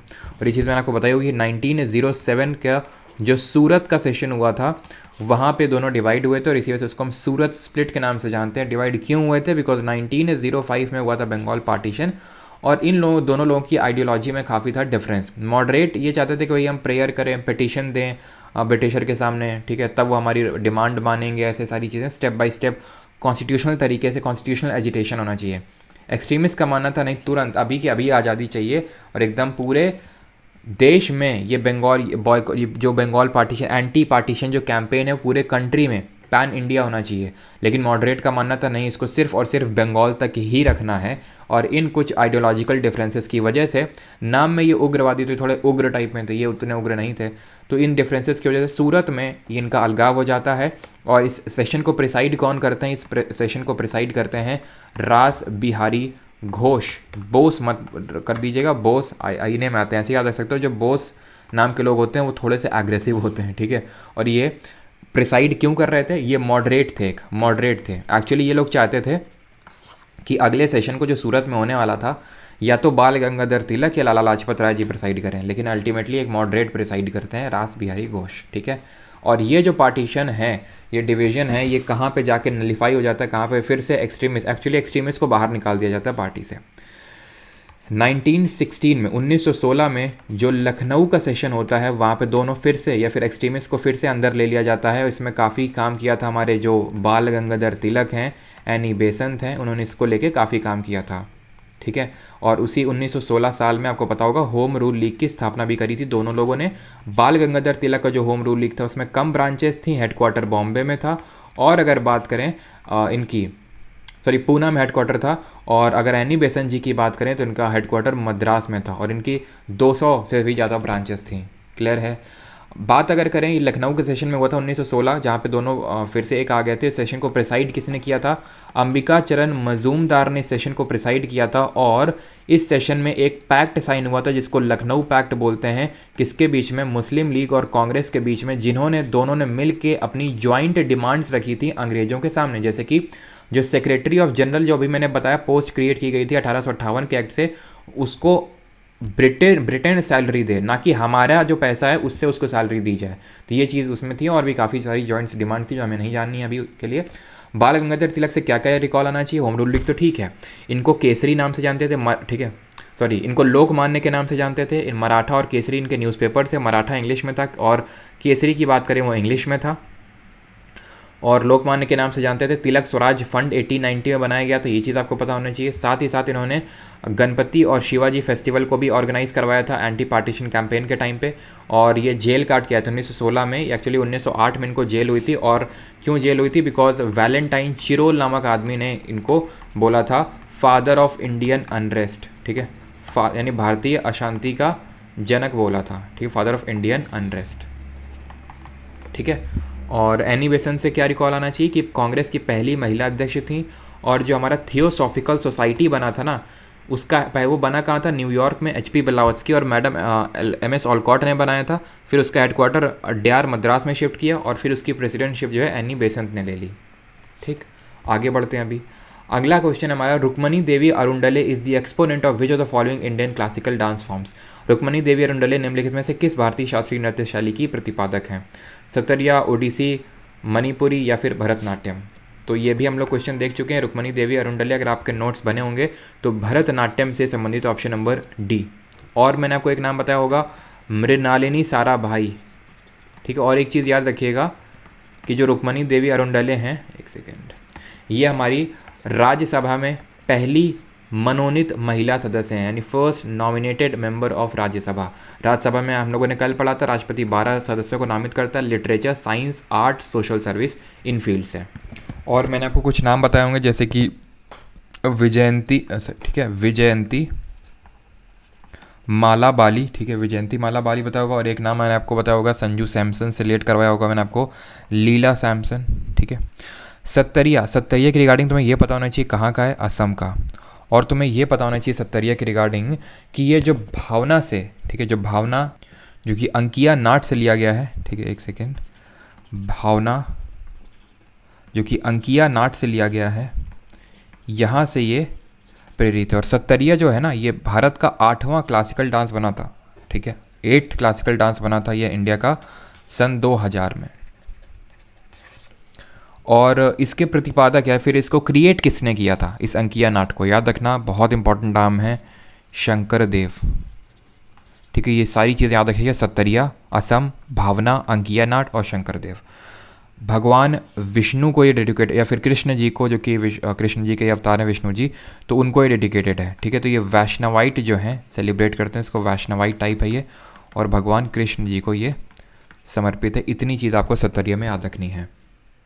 और मणिपुरी मैंने आपको क्या क्या बताया था, अगर आपको एक्सपोनेंट्स की अगर मैं बात करूँ कौन कौन से नाम बताए थे, तो मणिपुरी में मैंने आपको बताया होगा झावेरी सिस्टर्स, ठीक है, झावेरी सिस्टर्स बताया होगा, बिम्बावती देवी, ठीक है। ये क्वेश्चन हम लोग कर भी चुके हैं कि बिम्बावती देवी का संबंध किससे, बिम्बावती देवी, ठीक है, तो मणिपुरी से है। और अगर बात करें ओडिसी से, तो ओडिसी से मैंने आपको कुछ नाम बताए होंगे जैसे कि माधवी मुदगल, ठीक है, माधवी मुदगल नाम बताए होंगे मैंने आपको, और शगुन भूटानी, ठीक है, शगुन भूटानी, ये कुछ एक्सपोनेंट्स हैं ओडिसी के, ठीक है। आगे बढ़ते हैं। और अच्छा देखो, एक चीज़ है कि चलो इसके पहले हमको एक्सपोनेंट बताता हूँ सत्तरिया डांस के, और उससे आपको ये याद रखना है कि अगर पहले तो मैं आपको ये बताता हूँ, नोट कर लेना इसको, ठीक है। एक तो है आपके गुरु जतिन गोस्वामी, ठीक है, गुरु जतिन गोस्वामी हैं। फिर आपने नाम सुना होगा डॉक्टर भूपेन हजारिका का, जिनके नाम पे एक ब्रिज भी है ना, डॉक्टर भूपेन हजारिका। और आपके एक हैं बोरा करके उनका नाम, यार क्या है, गुरु, हाँ गुरु करके उनका नाम है, गुरु घना कांटा, ठीक है, ऐसे करके नाम उनका, घना कांटा बोरा, ठीक है, ये नाम याद रखिएगा। और एक नाम और हाँ शरोदी, ठीक है, नाम याद रखिएगा, शरोदी सैतिया, ठीक है, शरोदी सैतिया। ये कुछ एक्सपोनेंट हैं आपके सत्तरिया के, ये चीज़ याद रखिएगा, ठीक है, बिकॉज सत्तरिया से काफ़ी ज़्यादा क्वेश्चंस बनते हैं आपके। तो आपको ही पता है अगर सत्तरिया जो असम में सेलिब्रेट किया जाता है तो नाम भी थोड़े उसी टाइप के होंगे, आप देख सकते हैं, बोरा, हजारिका, गोस्वामी, ठीक है। तो उस चीज़ से थोड़ा थोड़ा आप रिलेट करने की कोशिश किया करो। आगे बढ़ते हैं। और एक मोहापात्रा करके हैं ओडिसी में, ठीक है, मोहापात्रा करके कोई पूछ ले, उनका नाम मुझे अभी रिकॉल आ नहीं रहा है, लेकिन मोहापात्रा करके है। तो मोहापात्रा अगर आप देखो तो ये जो कास्ट है ये ओडिशा साइड में ही होती है, तो उससे आप रिलेट करके याद रख सकते हो कि वो किसकी हैं, ओडिसी की हैं, ठीक है। Which city is called as Manchester of India, किस शहर को भारत का मैनचेस्टर कहा जाता है? बहुत आसान क्वेश्चन आई थिंक। तो क्यों? क्योंकि मैनचेस्टर जो इंग्लैंड का सिटी है वो कॉटन प्रोडक्शन के लिए काफ़ी फेमस है। और ऐसे ही हमारा कौन सा है, अहमदाबाद। पहले हमारा कानपुर हुआ करता था, लेकिन हमारे कानपुर में उतना ध्यान वान दिया नहीं है। जो लोग कानपुर के होंगे उन्हें पता होगा, लाल इमली वगैरह मतलब गजब की बनी हुई है, ठीक है, लेकिन सालों से बंद पड़ी हुई हैं वो जो कॉटन टेक्सटाइल मिल्स हैं। तो उसी वजह से अभी जो टैग है वो अहमदाबाद के पास चला गया है। और अगर हम बात करें, अगर हम कि मैं पूछूँ हमसे पिट्सबर्ग ऑफ इंडिया किसको बोलते हैं? पिट्सबर्ग कहाँ पे जगह है? ये यूएसए में जगह है और स्टील इंडस्ट्री के लिए बहुत फेमस है। तो हमारे इंडिया में कौन स्टील के लिए फेमस है? किस सिटी को सिटी ऑफ लेक्स के नाम से भी जाना जाता है? झीलों का किस शहर के नाम से जाना जाता है? और सिटी ऑफ लेक्स अच्छा है, बता दीजिए कौन सा कंट्री, ठीक है, सिटी ऑफ 1000 लेक्स के नाम से जाना जाता है, ठीक है। और बता दीजिए किसको हम लैंड ऑफ राइजिंग सन, ठीक है, लैंड ऑफ राइजिंग सन के नाम से जानते हैं किस कंट्री को? लैंड ऑफ मिडनाइट सन यानी मध्य रात्रि का सूर्य का देश के नाम से किस कंट्री को जानते हैं? लैंड ऑफ वाइट एलिफेंट्स, सफ़ेद हाथुइयों के देश के रूप में किसको हम जानते हैं? तो पहले तो अगर हम बात करें पिट्सबर्ग ऑफ इंडिया, ये हमारा है जमशेदपुर, ठीक है, जमशेदपुर, जमशेद जी टाटा के नाम पे है ना। सिटी ऑफ लेक से ही हमारा भोपाल। बात अगर हम करें लैंड ऑफ 1000 लेक्स, तो ये हमारा Finland. Land of rising sun, कहाँ से सूर्य उगता है? ईस्ट साइड से, जापान, ठीक है। Midnight sun, Norway. White elephant, Thailand. Norway की कैपिटल आपको बताना कमेंट में। और कुछ चीज़ें और याद रखना, जैसे कि सिटी ऑफ जॉय जो बोलते हैं ना, सिटी ऑफ जॉय, ये हम बोलते हैं किसको? कैलकाटा को, ठीक है। और सिटी ऑफ 1000 टेम्पल्स, ठीक है, सिटी ऑफ 1000 टेम्पल से बोलते हैं कांचीपुरम को। अब ये बार बार 1000 देख के ना मुझे कुछ याद आ रहा है, और वो है किस फेस्टिवल को? कांचीपुरम होगा, ठीक है, कांचीपुरम। किस फेस्टिवल को 100 ड्रम्स फेस्टिवल के नाम से जाना जाता है? द फेस्टिवल ऑफ 100 ड्रम्स, ऐसे बताया था ना मैंने। ये कौन सा हमारा फेस्टिवल होता है? तो ये हमारा होता है वंगाला, ठीक है। वंगाला कौन सी ट्राइब मनाती है? गारो। खासी वाले कौन सी ट्राइब, खासी ट्राइब कौन सा मनाती है? खासी बनाती है बहदीन खलाम, ठीक है। नहीं, खासी बनाती है नोंग क्रैम, ठीक है, याद रखना। हाँ, नोंग क्रैम। याद कैसे रखोगे?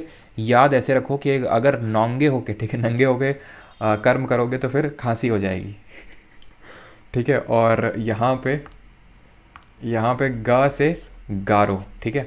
और जो आपकी जैंतिया ट्राइब है ना, जैंतिया जो ट्राइब है वो आपका मनाती है बहदीन खलाम, ठीक है, बहदीन खलाम। ये सारी चीज़ हम लोग पहले पढ़ चुके हैं, ठीक है, जैसे कि हमने पढ़ा। तो और ये कब मनाया जाता है? याद रखना, ये दिसंबर में, ठीक है, दिसंबर के महीने में। आगे बढ़ते हैं। To safeguard public property and abjure violence is a dash in Indian constitution. सार्वजनिक संपत्ति की रक्षा करना और हिंसा को समाप्त करना भारतीय संविधान में क्या है? आई थिंक बहुत आसान क्वेश्चन है। फंडामेंटल राइट तो नहीं है, मौलिक अधिकार हमने इतने पढ़े हैं, कभी नहीं पढ़ा इसके बारे में हमने, ठीक है। ये है आपका फंडामेंटल ड्यूटी, मौलिक कर्तव्य, सार्वजनिक संपत्ति की रक्षा करना। अब मौलिक कर्तव्य की रिगार्डिंग क्या क्या पढ़ा है हम लोगों ने, उसको जल्दी से बहुत तेज़ी के साथ रिवाइज करते हैं। फंडामेंटल ड्यूटी ओरिजिनली कॉन्स्टिट्यूशन में नहीं थी, 42nd अमेंडमेंट से जोड़ा गया, सरदार सोरेन सिंह कमेटी की सिफारिश से जोड़ा गया, पार्ट नंबर 4A में जोड़ा गया, भाग नंबर 4 का में, आर्टिकल नंबर 51A में जोड़ा गया, 10 जोड़ी गई थी, एक एक्स्ट्रा जोड़ी गई थी 86 अमेंडमेंट से कि गार्जियंस को ड्यूटी दी गई अपने 6 से 14 साल तक के बच्चों को एजुकेट करवाओ। इतना हमने पढ़ा था फंडामेंटल ड्यूटी। लिया कहाँ से था? USSR, जो कि अभी रशिया के नाम से जाना जाता है, ठीक। अब मैंने आपको ये 3 ड्यूटीज़ याद करवा दी थी, याद करो, या पहले हम लोग 3 ड्यूटीज़ याद कर चुके हैं। पहला, सबसे पहले तो संविधान की इज्जत करो। जैसे घर में घुसते हो, जैसे पार्लियामेंट में कोई घुसता है तो संविधान की में पहले हाथ रखता है, तो ऐसे याद रखो कि घुसते ही पहले में संविधान पे हाथ रखवाया जाता है। फिर ये है कि जो भी हमारे फ्रीडम फाइटर्स थे, है ना, मैंने आपको बताया था दीवार में भगत सिंह जी इन लोगों की फ़ोटो लगी हुई है, तो पहले तो हम घुसे, कॉन्स्टिट्यूशन में शपथ लिया, फिर हमने उनकी फ़ोटो देखी। फिर तीसरे में 3 चीज़ें हैं, सॉवरेनिटी, यूनिटी, इंटेग्रिटी। अच्छा, सॉवरेनिटी से मुझे याद आ रहा है, एक बार चेक करना कि गलती से मुझे ऐसा लग रहा है कि कल मैंने ये तो नहीं बता दिया कि 42nd अमेंडमेंट से, आई एम नॉट श्योर कि 42nd अमेंडमेंट से आपके सोशलिस्ट, समाजवाद, सेक्युलर यानी कि पंथ निरपेक्ष या फिर धर्मनिरपेक्ष, और इंटेग्रिटी, इन 3 वर्ड को जोड़ा गया है, ठीक है। सॉवरेनिटी को नहीं जोड़ा गया, ध्यान रखना। सोशलिस्ट, सेक्युलर और इंटेग्रिटी को जोड़ा गया है 42nd अमेंडमेंट से प्रीएम्बल या प्रस्तावना में, ठीक है। तो ये 3 चीज़ें दी हुई हैं किसमें? 3rd में। अब ये 3 तो याद होंगी तुम्हें, अब आज और 3 याद कर लेते हैं, ठीक है। To defend the country and render national service when called upon to do so. अब तुम वहाँ पे घुस चुके हो, ठीक है, सारी शपथ वपथ तुमने ले ली सॉवरेनिटी, यूनिटी, इंटेग्रिटी की। अब तुम अपनी देश की रक्षा करो तुम, ठीक है। एक तरह से ये आप ऐसे समझ लो, जो पार्लियामेंटेरियंस होते हैं, जो पार्लियामेंट में जाते हैं, तो पहले वो जाते हैं संविधान में हाथ रखते हैं, तो कॉन्स्टिट्यूशन को अबाइड करने की वो ओथ लेते हैं। फिर वो अपने इंस्पायर होते हैं जो हमारे फ्रीडम फाइटर थे या फिर उनके जो आइडियाज़ थे, ठीक है। और वो फिर तीसरे वाली ड्यूटी में 3 चीज़ें हैं, सॉवरेनिटी, यूनिटी, इंटेग्रिटी। फिर चौथे नंबर पे आता है वो नेशनल सर्विस करेंगे, ठीक है, टू डिफेंड द कंट्री। और ये बात तो यार आपको पता होगी कि जो फंडामेंटल ड्यूटीज़ हैं ये सिर्फ हमारे लिए लागू होती हैं, इंडियन सिटीजन्स के लिए लागू होती हैं, किसी फॉरेनर के लिए नहीं होती हैं। जैसे कि अगर मौलिक अधिकारों की बात करें, फंडामेंटल राइट्स की, तो 15, 16, 19, 29, 30। कौन? 15, 16, 19, 29, 30। इसको 5-6 बार बोलो बार बार, 15, 16, 19, 29, 30। ये सिर्फ ओनली भारतीयों को अवेलेबल हैं, और बाकी जितने भी फंडामेंटल राइट हैं 14, 17, 18, 21, 20 सब ये इंडियन और फॉरेनर सबको अवेलेबल है, लेकिन फंडामेंटल ड्यूटीज़ मौलिक कर्तव्य सिर्फ भारतीयों को दिए गए हैं। ठीक है। To promote harmony and the spirit of common brotherhood, यानी कि हमें भाईचारा और समान भ्रातृत्व की भावना का निर्माण करना है। प्लस यही नहीं, अभी और सुनिए, to renounce practices derogatory to the dignity of women. देखो यहाँ पे ये लगा हुआ है, इसका मतलब ये इससे अलग है, इसी के अंदर ही है, यानी कि article number 51A sub clause ई, 5वीं फंडामेंटल ड्यूटी ना, उसी में आएगा, लेकिन ये अलग है और ये अलग है, और दोनों 5वें में है। एक तो भाईचारा प्रमोट करना है और भाईचारे में वेमेन की इज्जत करना मत भूल जाना। बस इस तरह से याद रखो कि भाईचारा बढ़ाना और ज़्यादा भाईचारा मत बढ़ा लेना, वेमेन की इज्जत करना मत भूलना। ठीक है, तो ऐसे करके आप इसको याद रख सकते हो। 5वां, 6वां कौन सा है? To value and preserve the rich heritage of a composite culture, यानी कि हमारी सामाजिक संस्कृति और की गौरवशाली परंपरा का महत्व समझे और उसका परीक्षण करें। तो अपने कल्चर और अपने हेरिटेज को जो है प्रोटेक्ट करना, ये article number 51A sub clause F में है, 6th फंडामेंटल ड्यूटी। तो 3-3 करके याद करेंगे और फिर बार बार उनको रिवाइज करेंगे। Which article of the Constitution of India authorizes the President to seek the opinion of President in specific categories of matters? Bharat के संविधान का कौन सा अनुच्छेद राष्ट्रपति के वो मामलों की विशिष्ट श्रेणियों में सर्वोच्च न्यायालय की राय लेने की अधिकृत करता है? आई थिंक हम लोग क्वेश्चन कर चुके हैं, और आर्टिकल नंबर 143 है, अनुच्छेद नंबर 143, जहाँ पे हमारा राष्ट्रपति जो है प्रेसिडेंट सुप्रीम कोर्ट के पास जा सकता है अंडर इट्स एडवाइजरी जुरिस्डिक्शन। ठीक है, सुप्रीम कोर्ट का एडवाइजरी जुरिस्डिक्शन है इसमें। ठीक है, सलाहकारी क्षेत्राधिकार जिसको हिंदी में बोलते हैं, जिसके तहत एडवाइस ले सकता है प्रेसिडेंट 2 मैटर्स में। एक तो मतलब मैटर्स पूछता नहीं यार वो, ठीक है, तो जानने की जरूरत नहीं है, मैं बता देता हूँ। एक तो अगर कोई प्री कॉन्स्टिट्यूशनल मैटर है या फिर कोई एक नेशनल इंपॉर्टेंस का कोई मैटर आ गया वो, लेकिन वो हमें याद करने की जरूरत नहीं है, बस हमें ये याद करना है आर्टिकल नंबर 143 है। और जो भी सुप्रीम कोर्ट प्रेसिडेंट को एडवाइस देता है दैट इज़ नॉट बाइंडिंग, वो उस पर बाइंडिंग नहीं है, वो उसके बाद उसका जो मन करे वो कर सकता है वो। ठीक है, सुप्रीम कोर्ट की बात करें, आर्टिकल नंबर 124 से 147 जो है सुप्रीम कोर्ट से डील करता है, जजेस का अपॉइंटमेंट, सारी चीज़ें। ये जो एडवाइजरी जुरिस्डिक्शन है ये हमने कहाँ से लिया है याद रखना, ये हमने कनाडा के कॉन्स्टिट्यूशन से लिया है। और क्या क्या लिया है यहाँ से हमने ये लिया है कि जो रेजिडुअरी पावर्स हैं वो सेंटर में वेस्ट करेंगी। व्हाट आर रेजिडुअरी, अवशिष्ट शक्तियाँ क्या होती हैं? तो भाई सेंट्रल लिस्ट में जो सब्जेक्ट्स हैं यूनियन लॉ बना सकता है, स्टेट लिस्ट में जो सब्जेक्ट है स्टेट लॉ बना सकता है। क्वेश्चन एक पूछता हूँ तुमसे, पूछा गया था स्पोर्ट जो होता है ना, स्पोर्ट्स एक बार एसएससी में पूछा गया था, कौन सी लिस्ट में आता है? गेस करो। ठीक है, और कॉन्करेंट लिस्ट समवर्ती सूची में दोनों बना सकते हैं। अगर सेंटर ने बना दिया तो सेंटर का प्रिवेल करेगा, ऊपर रहेगा। और वो हमने कॉन्करेंट लिस्ट ऑस्ट्रेलिया से लिए इतना देख चुके हैं। रेजिडुअरी लिस्ट वो होती है जो किसी तीनों में कोई सब्जेक्ट नहीं है, एकदम से कोई नया आ गया तो उस पर सेंटर बनाएगा। तो ये चीज़। Federation with a strong centre, federation with a strong centre बता चुका हूँ। फेडरेशन का मतलब क्या होता है? फेडरेशन का मतलब होता है जहाँ पे सेंटर और स्टेट, केंद्र और राज्य के बीच में इक्वल पावर का डिवीजन है, that is called as federation. हमारे यहाँ फेडरेशन में क्या है? स्टेट के पावर है, बिल्कुल है, लेकिन ज़्यादा किसके पास है? सेंटर के पास। तो वो चीज़ कनाडा से लिया है। कनाडा से हमने लिया है जो अपॉइंटमेंट होता है गवर्नर का, appointment of governor by the centre in state government. ठीक है, गवर्नर। अगर पता है ये सिर्फ तुमसे पूछ लेगा कि ऑफिस ऑफ गवर्नर राज्यपाल का एक ऑफिस होगा, पद होगा। ये गवर्नमेंट ऑफ इंडिया एक्ट 1935 से लिया, भूलना मत इसको, जिससे कि हमने अपना मेजॉरिटी ऑफ कॉन्स्टिट्यूशन बोरो किया। 40% से ज़्यादा जो संविधान है वो इसी का दिया हुआ है, गवर्नमेंट ऑफ इंडिया 1935 को। लेकिन राज्यपाल की नियुक्ति केंद्र द्वारा कनाडा से लिया है, भूलना मत इसको। ठीक है, तो कनाडा से कहीं ना कहीं ये हम नहीं बोल सकते हैं कि जो चीज़ें सेंटर को ज़्यादा पावर दे रही हैं वो चीज़ हमने कनाडा से लिया है। रेजिडुअरी पावर भी सेंटर को पावर ज़्यादा दे रही है, फेडरेशन विद स्ट्रॉन्ग सेंटर भी सेंटर के पावर ज़्यादा दे रही है। और राज्यपालों की जो नियुक्ति होती है, राज्यपाल एक तरह से क्या होते हैं अगर हम देखें तो एजेंट ही होते हैं सेंट्रल गवर्नमेंट के, है ना। वो बात अलग है कि 1-2 गवर्नर जो होते हैं कभी कभी बगावती तेवर भी दिखा देते हैं। फॉर एग्जांपल कौन है इस समय जो बगावती तेवर दिखा रहे हैं मोदी गवर्नमेंट के खिलाफ, हैं? तो वो ज़्यादातर कौन होते हैं? जो लॉयल होते हैं गवर्नमेंट के प्रति, उन्हीं को अपॉइंट किया जाता है ना। तभी सरकार बदलती है सारे। अब आपको नहीं लगता है कि जैसे कि कांग्रेस की मान लेते हैं सरकार आ गई तो सारे जो अभी गवर्नर हैं वो हट जाएंगे और एकदम सारे नए गवर्नर आ जाएंगे, है ना। चलो तो आगे बढ़ते हैं अभी, है ना। हाँ, तो हाँ, स्पोर्ट किस में है? तो स्पोर्ट आपका है ये स्टेट लिस्ट में है। ठीक है, हेल्थ हो गया, पुलिस हो गया, ये सब स्टेट लिस्ट में। एजुकेशन किस में? एजुकेशन आपका बताओ जरा, ये आपका होमवर्क है, किस लिस्ट में है? इसको शिफ्ट किया गया था एक लिस्ट से दूसरी लिस्ट में 42nd अमेंडमेंट से। The bird like pheasant and monals are found in which type of forest? तीतर और मोनल जैसे पक्षी कहाँ पाए जाते हैं? तो ये हैं आपकी मोनल जी। तो मोनल जी को हाई करेंगे सभी लोग। तब यहाँ पे कहाँ मिलते हैं ये टेम्परेट डेसिडुअस फॉरेस्ट। टेम्परेट, अब देखो हमारे यहाँ कौन से होते हैं? Tropical deciduous. क्यों? क्योंकि हम ट्रॉपिकल कंट्री, अगर आप देखो ट्रॉपिक ऑफ कैंसर यहाँ से पास होती है, तो इसके नीचे का जो एरिया होता है वो ट्रॉपिकल कहलाता है ना। तभी हम बोलते हैं हमारे यहाँ सबसे ज़्यादा कौन से वन पाए जाते हैं? ट्रॉपिकल डेसिडुअस फॉरेस्ट, यानी उष्णकटिबंधीय पर्णपाती वन, ठीक है। लेकिन ये टेम्परेट की बात हो रही है। टेम्परेट रीजन क्या होते हैं मैं कई बार बता चुका हूँ। जो ट्रॉपिक ऑफ कैंसर 23.5 डिग्री और आर्कटिक सर्कल के बीच में 66.5 डिग्री के बीच में जो वही सेम सदर्न हेमिस्फीयर में ट्रॉपिक ऑफ कैप्रिकॉर्न और अंटार्कटिक सर्कल के बीच में जो एरिया होता है दैट इज टर्म्ड एज आपका टेम्परेट रीजन। डेसिडुअस फॉरेस्ट में और क्या क्या देखे थे? डेसिडुअस फॉरेस्ट में ये देखे थे, ये दो तरह का होता है। जल्दी जल्दी रिवाइज करो, मैं लिखूंगा नहीं, मैं बार बार फिर लिखूंगा तो फिर मतलब क्या रहेगा? रिवाइज करो। मॉइस्ट और ड्राई। मॉइस्ट कहाँ पे? जहाँ पे 150 सेंटीमीटर तक तकरीबन रेनफॉल हो रही है, 150 से 200 बोल सकते हो। ड्राई कितना? जो 100 से 150 के बीच में हो रही है, दैट इज़ ड्राई होता है।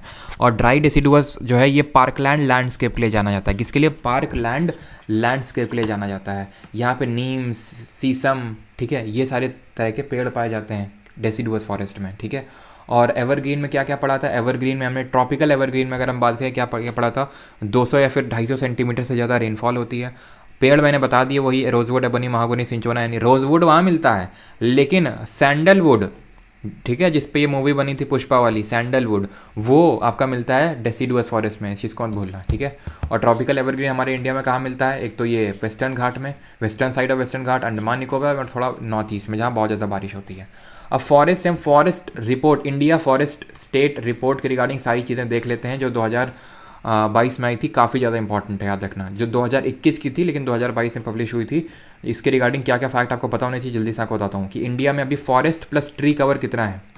फॉरेस्ट प्लस ट्री कवर कितना इंडिया में? तो याद रखना 24.62% है टोटल मिला के, जिसमें फॉरेस्ट का है 21.72 और ट्री का कवर है 2.91%। ये हो गया फॉरेस्ट और ट्री कवर। और अगर हम बात करें सबसे ज़्यादा एरिया टर्म्स में, सबसे ज़्यादा फॉरेस्ट कहाँ पे है? मध्य प्रदेश में सबसे ज़्यादा फॉरेस्ट है। इसके बाद अरुणाचल प्रदेश में सबसे ज़्यादा फॉरेस्ट है। उसके बाद छत्तीसगढ़ में सबसे ज़्यादा फॉरेस्ट है। अभी तो 24.62 है, लेकिन हमारी एक फॉरेस्ट पॉलिसी आई थी, ठीक है, फॉरेस्ट पॉलिसी आई थी 1988 की, 1988 की। उसने टारगेट रखा है कि इंडिया का 33% जो एरिया है वो किससे आपका ये फॉरेस्ट प्लस ट्री कवर होना चाहिए उसमें। अभी 24.62 है। परसेंटेज की बात कर लें तो वैसे तो एरिया के टर्म्स में मध्य प्रदेश, आंध्र प्रदेश, छत्तीसगढ़। परसेंटेज के टर्म्स में मिज़ोरम और फिर दूसरे पे आता है अरुणाचल प्रदेश, ठीक है। मिज़ोरम, यहाँ पे मध्य प्रदेश, अरुणाचल और छत्तीसगढ़ है, और यहाँ पे मिज़ोरम और अरुणाचल प्रदेश।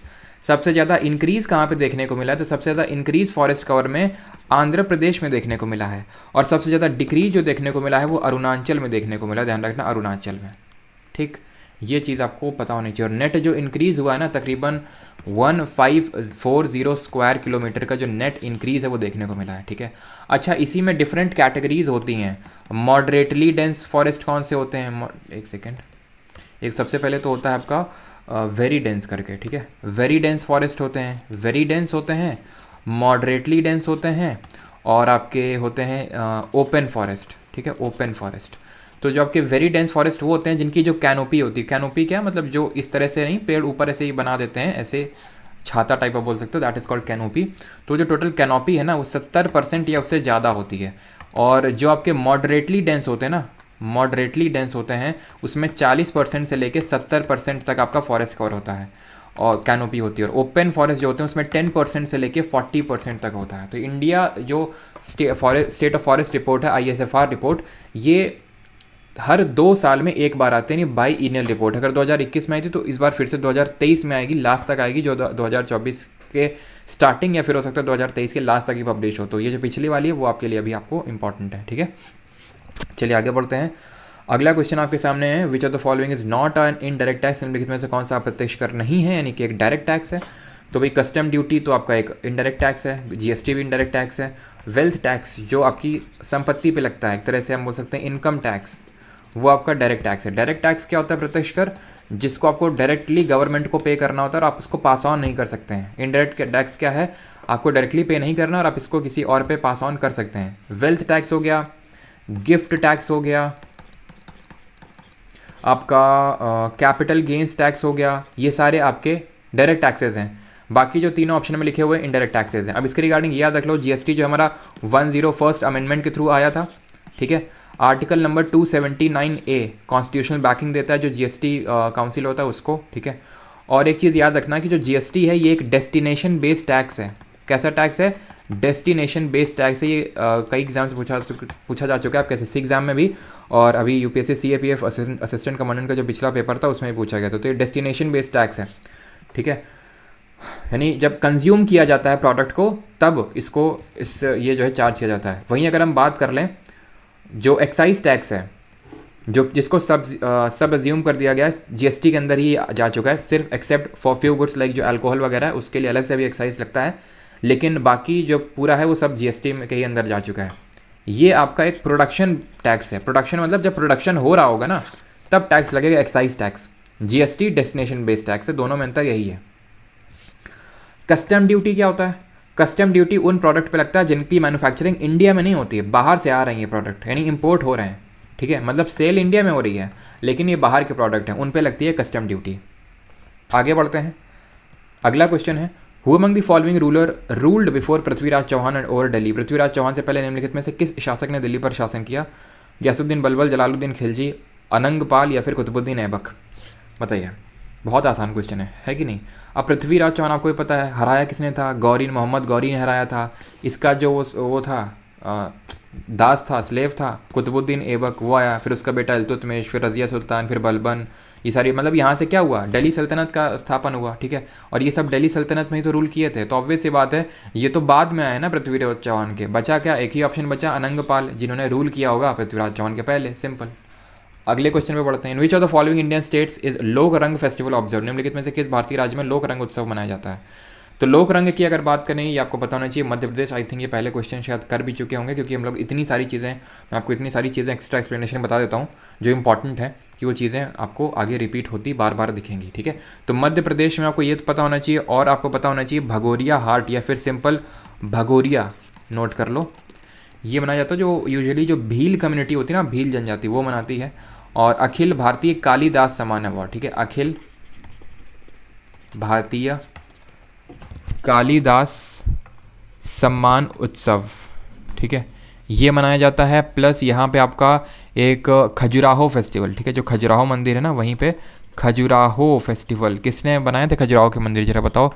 खजुराहो में क्या है? कंदरिया महादेव, कंदरिया महादेव किसने बनाए थे? जरा बताइए, किस डायनेस्टी ने? बता चुका हूँ आपको पहले, तो खजुराहो हो गया, ठीक है। झारखंड में क्या याद रखना है? झारखंड में 3 याद रखना है बस तुम्हें, सरहुल, सोहराई, ठीक है। और भाई काफ़ी लोग मुझे पता है जैसे कि कटी भी, जो काफ़ी लोग होंगे ना, जैसे यहाँ पे झारखंड के होंगे, हर स्टेट के हैं ऑलमोस्ट, तो केरल तक के भी हैं, है ना, हर स्टेट के ऑलमोस्ट। तो जैसे मैं कभी कभी कोई चीज़ गलत प्रोनाउंस कर देता हूँ तो आप लोग कमेंट बता दिया करिए, मुझे नहीं पता ना। जैसे कटी व्यू को कोई असम के ही कोई था स्टूडेंट, तो उन्होंने बताया कि कटी नहीं सर, इसको काटी प्रोनाउंस करते हैं, भले लिखते कटी हैं लेकिन प्रोनाउंस इसको काटी व्यू करते हैं हमारे यहाँ पे। तो जो भी करते हो बता दिया करो, मुझे नहीं पता है, ठीक है। मुझे तो भाई ये यूपी बिहार वगैरह, राजस्थान हरियाणा, इन सब का ही बस पता है ना। चलो, तो गुजरात की अगर बात करें, गुजरात में आपका क्या है जो हम लोगों ने पढ़ा था, याद करो। रण उत्सव पढ़ा था हम लोगों ने, याद आ रहा है आपको? रण उत्सव पढ़ा था हम लोगों ने। मोढेरा डांस फेस्टिवल, एनडीए में भी क्वेश्चन पूछा गया था, मोढेरा सन टेम्पल कहाँ पे है? तो ये कहाँ पे होगा? गुजरात में, है ना। तो मोढेरा हो गया आपका। और आपका भावनाथ, ठीक है, भावनाथ ये फेस्टिवल जो है ये भी यहीं पे मनाया जाता है। बात अगर करें हम, ठीक है, गुजरात हो गया। राजस्थान का देख लेते हैं। राजस्थान में आपका गंगौर, नागौर, ठीक है, गंगौर, नागौर और पुष्कर मेला, ठीक है, पुष्कर फेस्ट, ये जो है यहाँ पे मनाया जाता है। आगे बढ़ते हैं। Which of the following high yielding variety seeds is और are associated with the green revolution in India? निम्नलिखित में से कौन सा HYV यानी हाई यील्ड वैरायटी बीज भारत में हरित क्रांति से जुड़ा है? अब ये क्वेश्चन पूछा गया था, वाई का मतलब क्या है इसमें, है ना, हम लोगों ने किया था क्वेश्चन, अगर आपको याद है। ग्रीन रेवोल्यूशन में बहुत क्वेश्चन बनते हैं घुमा फिरा के। तो ग्रीन रेवोल्यूशन में ये पूछा है कि वैरायटीज़ किस क्रॉप के लिए एसोसिएट की गई थी? दोनों के लिए। ये सारा कुछ यार हम लोग देख चुके हैं। ग्रीन रेवोल्यूशन कब स्टार्ट हुआ था? 1960s में, टू बी वेरी स्पेसिफिक 1965 के टाइम पे। MS स्वामीनाथन को father of green revolution in India बोलते हैं, father of green revolution all over the world Norman Borlaug को बोलते हैं, जो USA से बिलोंग करते थे। ग्रीन रेवोल्यूशन आपके इसी फूड प्रोडक्शन से संबंधित था, और राइस और वीट की high yield variety seeds plus आपका जो मॉडर्न एग्रीकल्चरल टेक्निक्स अपनाई गई थी, या फिर मॉडर्न इरिगेशन जो सिस्टम है उसको डेवलप किया गया था, मॉडर्न आपके इक्विपमेंट्स को यूज़ किया गया था ताकि ज़्यादा प्रोडक्शन हो सके। क्लियर है? तो option number C both A and B. याद करेंगे हम किसके बारे में? वाइट रेवोल्यूशन के बारे में। फादर किसको बोला जाता है? डॉक्टर वर्गीज कुरियन को ऑपरेशन फ्लड के नाम से जाना जाता है। मिल्क प्रोडक्शन से संबंधित ये सारी चीज़ें देखी थी। येलो रेवोल्यूशन जो है ये आपके तिलहन उत्पादन यानी ऑयल सीड प्रोडक्शन से, सैम पित्रोडा इसके फादर कहे जाते हैं। बात अगर हम करें आपका जो ब्लू रेवोल्यूशन है, तो ब्लू रेवोल्यूशन आपका फिशर से संबंधित है। ठीक है, हरीलाल जो चौधरी थे वो इसके फादर कंसिडर किए जाते हैं। और बाकी तो सारी चीज़ें आपको पता ही होंगी। जैसे कि अच्छा आप ये बताओ कि जो आपका अनियन प्रोडक्शन है उसको कौन सा रेवोल्यूशन बोला गया था, बताइए। अगले क्वेश्चन पे आते हैं। Who was also known as frontier Gandhi? किन्हें सीमांत गांधी के नाम से जाना जाता था? नेल्सन मंडेला, चित्तरंजन दास, विनोबा भावे, या फिर खान अब्दुल गफ़ार खान? बताइए।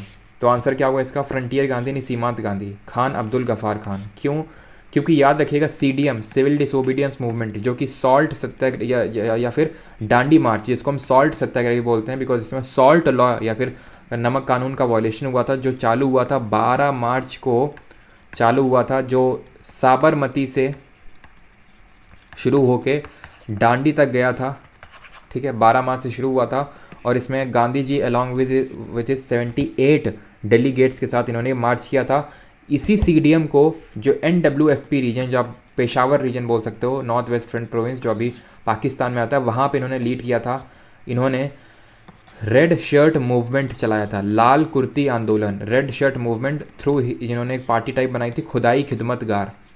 खुदाई खिदमतगार नामक इन्होंने एक संस्था या फिर पार्टी बनाई, खुदाई खिदमतगार, जिसके थ्रू इन्होंने रेड शर्ट मूवमेंट चलाया। ठीक है, और he was the first non Indian to get the Bharat Ratna. दूसरे थे हमारे नेल्सन मंडेला। चित्तरंजन दास के बारे में हमने कल देखा था, इनको देश बंधु के नाम से जानते हैं, देश बंधु।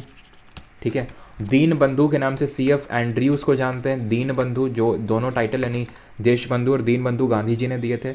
और जिन्ना को तो हम जानते हैं कायदे आज़म नाम से। ठीक है, बाकी CDM के रिगार्डिंग ये सारी चीज़ें आपको पता है। 12 मार्च को स्टार्ट हुआ, इसके साथ स्टार्ट हुआ, और CDM को फिर एक टाइम पे सस्पेंड कर दिया था थोड़े टाइम के लिए, due to Gandhi Irwin pact. जो गांधी जी और इरविन के बीच में एक पैक्ट साइन हुआ था 1931 में, जहाँ पे गांधी जी ने कुछ इरविन की डिमांड मानी थी, इरविन ने कुछ गांधी जी की डिमांड मानी थी, और उनमें से गांधी जी ने डिमांड मानी थी कि जो राउंड टेबल कॉन्फ्रेंस, जो गोल मेन सम्मेलन होने वाली है, दूसरी वाली, बिकॉज पहली तो हो चुकी थी, उसमें पार्टिसिपेट करेंगे। तो दूसरी वाली गोल मेज सम्मेलन एकमात्र गोल मेज सम्मेलन थी जिसमें गांधी जी और कांग्रेस ने जो है हिस्सा लिया था। तो ये हुई थी 1930 में लगभग, ये हुई थी लास्ट में होती थी दिसंबर के टाइम पे, ये 1931 और ये 1932 में। ठीक है, और अंबेडकर जी ने तीनों ही राउंड टेबल कॉन्फ्रेंसेस या फिर गोल मेज सम्मेलनों में हिस्सा लिया था। इसी में ही एक डिमांड रखी थी गांधी जी ने कि भगत सिंह, राजगुरु, सुखदेव जी की फांसी को टाला जाए, कम्यूट किया जाए, लेकिन इरविन नहीं माना था, और इसी वजह से 23 मार्च 1931 को फांसी की सज़ा हुई इन तीनों लोगों को, जिस दिन हम शहीद दिवस के रूप में सेलिब्रेट करते हैं। ठीक है, आगे बढ़ते हैं। Highest sex ratio according to census 2011 is of which state? जनगणना 2011 के अनुसार सर्वाधिक लिंगानुपात किस राज्य का है? तो अभी हमने देखा था सेक्स रेशियो के बारे में, तो सबसे हाईएस्ट किसका ये आपसे पूछ रहा है। तो सबसे हाईएस्ट है, याद रखिएगा, केरला का। ऑप्शन नंबर 3 यहाँ पे सही आंसर होगा। कितना है सेक्स रेशियो? तो यहाँ का जो सेक्स रेशियो है 1084 है। ठीक है, 1084 है केरला का। और अगर बात करें हरियाणा का जो सेक्स रेशियो है सबसे लोवेस्ट है 879। आपको बताना है डिफरेंस कितना है, हाईएस्ट और लोवेस्ट के बीच हमको डिफरेंस बताना है कितने का है। ठीक है, और लोवेस्ट क्यों है? क्योंकि लिटरेसी रेट का ये मेन इफेक्ट, क्योंकि केरला में अगर आप देखें तो लिटरेसी रेट सबसे हाईएस्ट है ना, और सबसे लोवेस्ट लिटरेसी रेट हमारे बिहार की है। अच्छा, केरला की लिटरेसी रेट कितनी है ये आपको बताना है। हमारे ओवरऑल इंडिया की कितनी 74% है, लेकिन केरला की कितनी है 96% है तकरीबन। और आप ये बताइए बिहार की लिटरेसी रेट कितनी है, जिसकी सबसे लोवेस्ट लिटरेसी रेट है। ठीक है, बाकी तो यार सेक्स रेशियो के रिगार्डिंग सब कुछ हम जान चुके हैं कि सेक्स रेशियो का मतलब क्या होता है कि कितनी फीमेल्स हैं फॉर 1000 मेल्स, 1000 मेल्स के लिए कितनी फीमेल है। यहाँ पे 1084 है केरला में, बाकी हरियाणा में 879 है। और सब कुछ यार देख चुके हैं, तो यही फ़ायदा है कि इतनी चीज़ हम पढ़ चुके हैं कि अब हमें कम पढ़ना पड़ता रहा। वही देखेंगे कि उसी टाइम में अब ज़्यादा क्वेश्चन हो पाते हैं हमारे। धीरे धीरे आप देखेंगे हम ये क्वेश्चन की संख्या और बढ़ जाएगी, 30 क्वेश्चन हो जाएगी। ठीक है, तो यहाँ पे आखिरी क्वेश्चन आपके लिए ये है, आखिरी क्वेश्चन ये क्या है, 20 के बाद 24 आ गया है, 24 नहीं 21 होगा, ठीक है, एक सेकेंड, तो ये 21 होगा, ठीक है, 21, ये है आपका 22।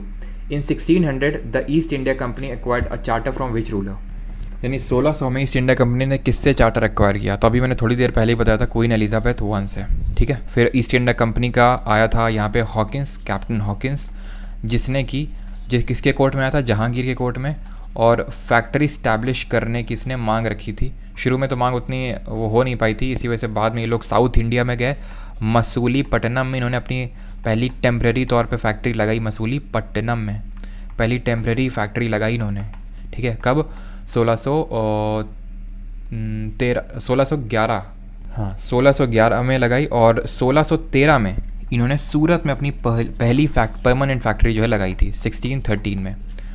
थॉमस रो जो आया था जहांगीर के कोर्ट में, उसने एक तरह से परमिशन लिया कि हाँ अब हम ट्रेड कर सकते हैं यहाँ पे, ठीक है। हॉकिंस आया था सबसे पहले, याद रखना, जहांगीर के कोर्ट में, उसके बाद थॉमस रो आया था, ठीक है। और बाकी तो आपको पता ही, इंडिया कंपनी का रूल कब ख़त्म हो गया था, 1858 के एक्ट के थ्रू। आगे बढ़ते हैं। Hot dry winds blowing in the northern plains in India are known as, Bharat के उत्तरी मैदानों में चलने वाली गर्म शुष्क हवाओं को किस रूप में जाना जाता है, लू, वेस्टर्लीज, नॉर्थ ईस्टर्ली विंड्स या फिर नॉर्थ वेस्टर्स। तो आंसर क्या होगा, बहुत आसान है, लू, ठीक है। मैंने आपको प्री मानसून शावर्स के बारे में बताया होगा, अगर आपको याद हो, प्री मानसून शावर्स, ठीक है, उसमें मैंने आपको बताया होगा नॉर्थ वेस्टर इन सब के बारे में। तो नॉर्थ वेस्टर क्या होते हैं, प्री मानसून शावर, जो मानसून आते हैं जून के महीने में, उससे पहले मई के महीने में जो कभी कभी शाम को जो हवाएं चल जाती हैं, जिससे थोड़ी सी बारिश हो जाती है, जिसकी वजह से थोड़ी सी राहत मिल जाती है, वो होते हैं प्री मानसून शावर। तो नॉर्थ वेस्टर ये हम जानते हैं, जो नॉर्थ ईस्ट वाला इलाका है वहाँ पर इनको डिफरेंट नाम से जाना जाता है, जैसे कि वेस्ट बंगाल में बरदौली चीरहा के नाम से जाना जाता है, ठीक है, काल बैसाखी के नाम से जाना जाता है, ठीक है। बरदौली चीरहा इनको जाना जाता है असम में, ठीक है, और जो आपका बांग्लादेश है वहाँ पे, और काल बैसाखी के नाम से जाना जाता है वेस्ट बंगाल में। साउथ इंडिया में इनको ब्लॉसम शावर्स के नाम से जाना जाता है, ब्लॉसम शावर्स, ठीक है। ये ब्लॉसम करते हैं किसको, ये आपका जो, याद रखना, ब्लॉसम शावर्स इनका नाम केरल में होता है, बस नाम अलग अलग हैं, सेम चीज़। जहाँ पे जो आपका मैंगो होता है ना, आम, उसको ब्लॉसम करने में हेल्प करते हैं, और यहाँ पे जो कॉफ़ी शावर्स के नाम से भी जानते हैं इसको, कहाँ पे, कर्नाटका में, ठीक है। तो ये डिफरेंट नाम है, जैसे बरदौली चीरा असम और बांग्लादेश में, काल बैसाखी वेस्ट बंगाल में, कलेक्टिवली नॉर्थ वेस्टर्स बोलते हैं, और नॉर्थ इंडिया में आपकी लू चलती हैं। वेस्टर्लीज़ क्या होती हैं, वेस्टर्लीज़ आपको ये पता होना चाहिए, ये ट्रेड विंड होती हैं, ठीक है। वेस्टर्लीज़ ट्रेड विंड होती हैं, किसी विंड का नाम वो किस डायरेक्शन से ब्लो हो रही है उसके नाम पे पड़ता है। तो ये जो होती हैं कुछ इस तरह से ब्लो होती हैं वेस्टर्लीज़, तो इनका नाम जो होता है वेस्टर्लीज़ पड़ता है, ठीक है।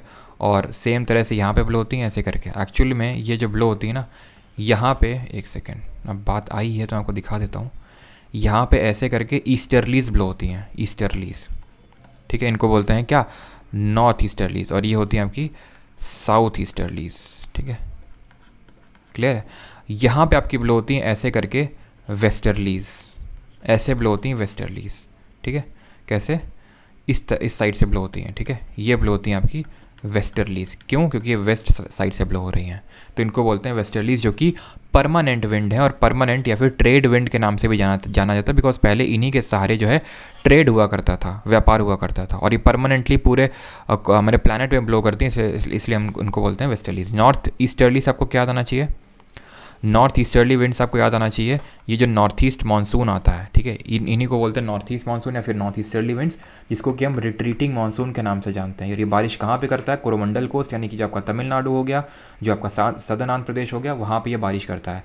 तमिलनाडु से हमें क्या याद आना चाहिए, यहाँ का कोयपन क्लासिफिकेशन, ये पहला स्टेट बना जिसने कि पहला क्लाइमेट चेंज एक्शन प्लान वो किया है, डेवलप किया है। और एलिफेंट के लिए, हाथियों के लिए सबसे पहला डेथ ऑडिट बनाने वाला यही राज्य बना है, तमिलनाडु। आगे बढ़ते हैं। फर्स्ट, और ये होगा आपका 24 क्वेश्चन, आई थिंक 21 और इसमें गड़बड़ा गया है कुछ, है ना। ये होगा आपका 24 यानी second last question. First carbon, ओ हो, तो क्वेश्चन में थोड़ा सा इसके ऑप्शंस थोड़े से गड़बड़ है, I am really sorry for that, ठीक है। चलो, यहाँ पे मैंने एक्चुअली पहले कोई और क्वेश्चन लिया था, फिर मुझे इंपॉर्टेंट लगा नहीं, तो फिर मैंने ये करंट अफेयर का क्वेश्चन रखा, ठीक है। पहले मैंने कोई स्टैटिक का क्वेश्चन लिया था, तो चलो, first carbon neutral farm inaugurated in which state of India, Bharat के किस राज्य में पहला कार्बन न्यूट्रल फार्म का उद्घाटन किया गया। करंट अफेयर से क्वेश्चन है। अब मैं नहीं बताऊंगा, मैं आपसे पूछता हूँ, ठीक है। पहले आपको हिंट देता हूँ। इस स्टेट की एक डिस्ट्रिक्ट है कोल्लम, जो कि भारत की पहली कॉन्स्टिट्यूशनली लिटरेट डिस्ट्रिक्ट बनी है। इस राज्य की एक है डिस्ट्रिक्ट वायनाड, जो कि ट्राइबल्स के लिए बेसिक फैसिलिटीज़ जैसे कि Aadhaar card, ration card, death certificate, birth certificate, ये देने वाला पहला डिस्ट्रिक्ट बना है। ये वो राज्य है हमारा जहाँ की लिटरेसी रेट सबसे ज़्यादा है। ये वो राज्य है जहाँ का सेक्स रेशियो सबसे ज़्यादा है। अब मुझे लगता है अब आपको बताने की ज़रूरत नहीं है मुझे कि ये राज्य कौन सा है। ये राज्य है आपका वही राज्य जिसका जो पोर्ट है कोच्चि, उसको हम क्वीन ऑफ अरेबियन सी के नाम से जानते हैं, और it is none other than Kerala. ठीक है, आगे बढ़ते हैं, आगे बढ़ें आगे बढ़ें आगे बढ़ें, चलो आगे बढ़ते हैं। आखिरी क्वेश्चन आपके लिए ये रहा, Surya Kiran is the joint exercise between which countries, मतलब Surya Kiran is the joint exercise between India and which country. Surya Kiran भारत और किस कंट्री, किस देश के बीच में एक संयुक्त अभ्यास है, ये आपको कमेंट में बताना है। कल मैंने क्या क्वेश्चन पूछा था, कल क्वेश्चन पूछा था, क्या पूछा था याद नहीं आ रहा है। चैट बॉट के रिगार्डिंग क्वेश्चन पूछा था। बार्ड चैट बॉट जो होता है वो किसने डेवलप किया है, तो ये हमारे गूगल ने डेवलप किया है। और अब क्यों चैट बॉट डेवलप करने की एकदम होड़ मची हुई एआई की, बिकॉज आपको पता है चैट जीपीटी आ चुका है ना। चैट जीपीटी किसका है, ये माइक्रोसॉफ्ट का, ठीक है। माइक्रोसॉफ्ट ने इसको ऑन कर रखा है, और इनसे ही हमने अपना एक चैट बॉट बनाया, खुद ने, इंडिया ने खुद का एक चैट बॉट बनाया, ध्यान रखना, इसका नाम है लेक्सी। लेक्सी ये इंडिया का चैट बॉट है जो हमने इनसे चैट जीपीटी वाले से या फिर ओपन एआई इन लोगों से बनवाया है, ठीक है। माइक्रोसॉफ्ट का है वो, और जो बार्ड है वो गूगल का है। ख़त्म, ठीक। और एक चीज़ और मुझे याद आ रही है कि आईआईटी मद्रास ने खुद का एक ऑपरेटिंग सिस्टम बनाया है, और उसका नाम क्या है, उसका नाम याद रखना, भार ओएस, ठीक है, यानी भारत ऑपरेटिंग सिस्टम। और हमारे कानपुर की यूनिवर्सिटी है छत्रपति शाहूजी महाराज यूनिवर्सिटी, उसका एक इनक्यूबेशन है, जिसने अभी फरवरी की ही न्यूज़ है, उसने भारत सर्च करके एक सर्च इंजन बनाया है, इंडिया का ही own search engine, Bharat search, ठीक है। तो छत्रपति साहूजी महाराज यूनिवर्सिटी, ठीक है। चलिए, तो ये क्वेश्चन आपका था क्वेश्चन ऑफ द डे। बाकी शेयर करोगे नहीं करोगे, चलो कोई नहीं, लाइक कर देना है ना। बाकी रिवाइज करते रहना, मिलते हैं अगले वीडियो में, धन्यवाद।